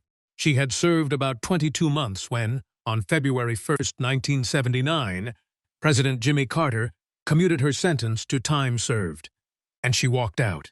That was the first intervention. The second came 22 years later. On January 20, 2001, his last day in office, President Bill Clinton granted her a full pardon, restoring all of her civil rights. Her name sat on a list of roughly 140 last-day pardons that also included the fugitive financier Mark Rich, whose pardon became a national scandal. By the reckoning of the writer Jeffrey Toobin, Patricia Hearst is the only person in American history to receive a commutation from one president and a pardon from another. Of the 8 people who founded the army she had been forced into, 6 were dead. The 2 who lived, Joseph Remerow and Russell Little, had been convicted of the Marcus Foster murder and sentenced to life. Remerow served decades. Little eventually won a retrial and was acquitted. Of the people she had robbed banks with, none ever received a presidential pardon. She received 2 from 2 different men, 22 years apart. Chapter 10. The photograph. Again after the pardon, the rest of Patricia Hearst's life looks, from the outside, like a deliberate refutation of everything in this story. Bernard Shaw, a San Francisco police officer who had been hired as one of her bodyguards during the appeal, in 1979, weeks after Carter let her out. The marriage lasted until his death in 2013, 34 years. She raised 2 daughters in Connecticut, one of whom became a model and an actress. She appeared in 5 films by the director John Waters, usually in comic roles, a knowing wink at her own infamy. She bred and showed dogs. In 2015, a Shih Tzu she owned won its group at the Westminster Kennel Club Dog Show at Madison Square Garden. And the photograph that ran in the papers the next day was of a woman past 60 in a careful suit smiling beside a small dog, under a name that older readers still recognized. She wrote a memoir, told her side under oath and then again in print. And over the decades, the public verdict on her softened back towards something like the sympathy of the first 4 months before the photograph. The heiress, who had once been the most reviled young woman in America, became, by the end, a faintly beloved one, a survivor of something the country could not quite name, turning up at dog shows and in cult comedies. The arc from the beret to the show ring is so complete that it can look, if you are not careful, like a happy ending. For her, in the narrow sense, perhaps it was. The trouble is that the photograph had 4 other people in it. I want to step back from the photograph for a moment. It would be easy to read this as a story about Stockholm Syndrome, about a kidnapped girl who came to love the people who took her. It would be easy to read it as a story about brainwashing, or about a bored heiress who joined a revolution and then got rich enough to walk away from it. It would be easy, in other words, to read it as a story about Patricia Hearst's mind, about what was or was not happening inside her in the closet and inside the bank. That is the argument the country has been having for 50 years. It is the argument the trial was built to produce. And it is the wrong argument. What strikes me after the time I have spent with this is that the question of what was in her head was the one question the system was never going to answer, and the one question it spent all of its resources fighting over, while the question it could answer, the one about who receives which kind of justice, it answered almost without anyone arguing about it. A jury spent weeks on her interior life and got, by its own admission, no further than not believing her. 2 presidents settled her freedom in the time it takes to sign a name. No one ever convened a panel of distinguished experts to decide whether Joseph Ramiro had been coerced. What survived is the Hearst Corporation, private and enormous, with annual revenue reported in the billions and a family fortune spread across more than 50 heirs. What survived is Hearst Castle, open to the public on its hill above the Pacific. What survived is the surveillance still itself, in the FBI's archive and on 1,000 book covers. What did not survive is Donald DeFreeze, dead at 30, and the 5 who burned with him. What did not survive is Marcus Foster, the educator they killed for a policy he had opposed, or Myrna Opsahl, the church treasurer who had come to make a deposit. What did not survive is the brainwashing defense, which the verdict effectively closed as a way out of a federal charge, leaving everyone who came after to make do with smaller and narrower doctrines. A black-and-white surveillance still from a bank security camera. The Sunset District of San Francisco. The morning of April 15, 1974. 5 figures in dark coats. The third figure from the camera, in a beret holding the carbine, is 19 years old. 4 of the 5 people in the photograph were dead within 32 days of the morning it was taken. The 5th was pardoned by a sitting president, lives in Connecticut, and has, by every public account, had a good life. The photograph cannot tell you which of the 5 will be which. That is the one thing the image, for all the times it has been reproduced, has never been able to say. You only know because of everything that happened around it. Patricia Campbell Hearst Shaw was pardoned by William Jefferson Clinton on January 20, 2001, the same day Mark Rich was pardoned. She lives in Wilton, Connecticut. Of the 5 people in the Hibernia Bank photograph, she is the only one for whom anything else can be said. The bank's Sunset District branch closed in 1988. This is what this channel is for. Subscribe, and I will see you on the next one.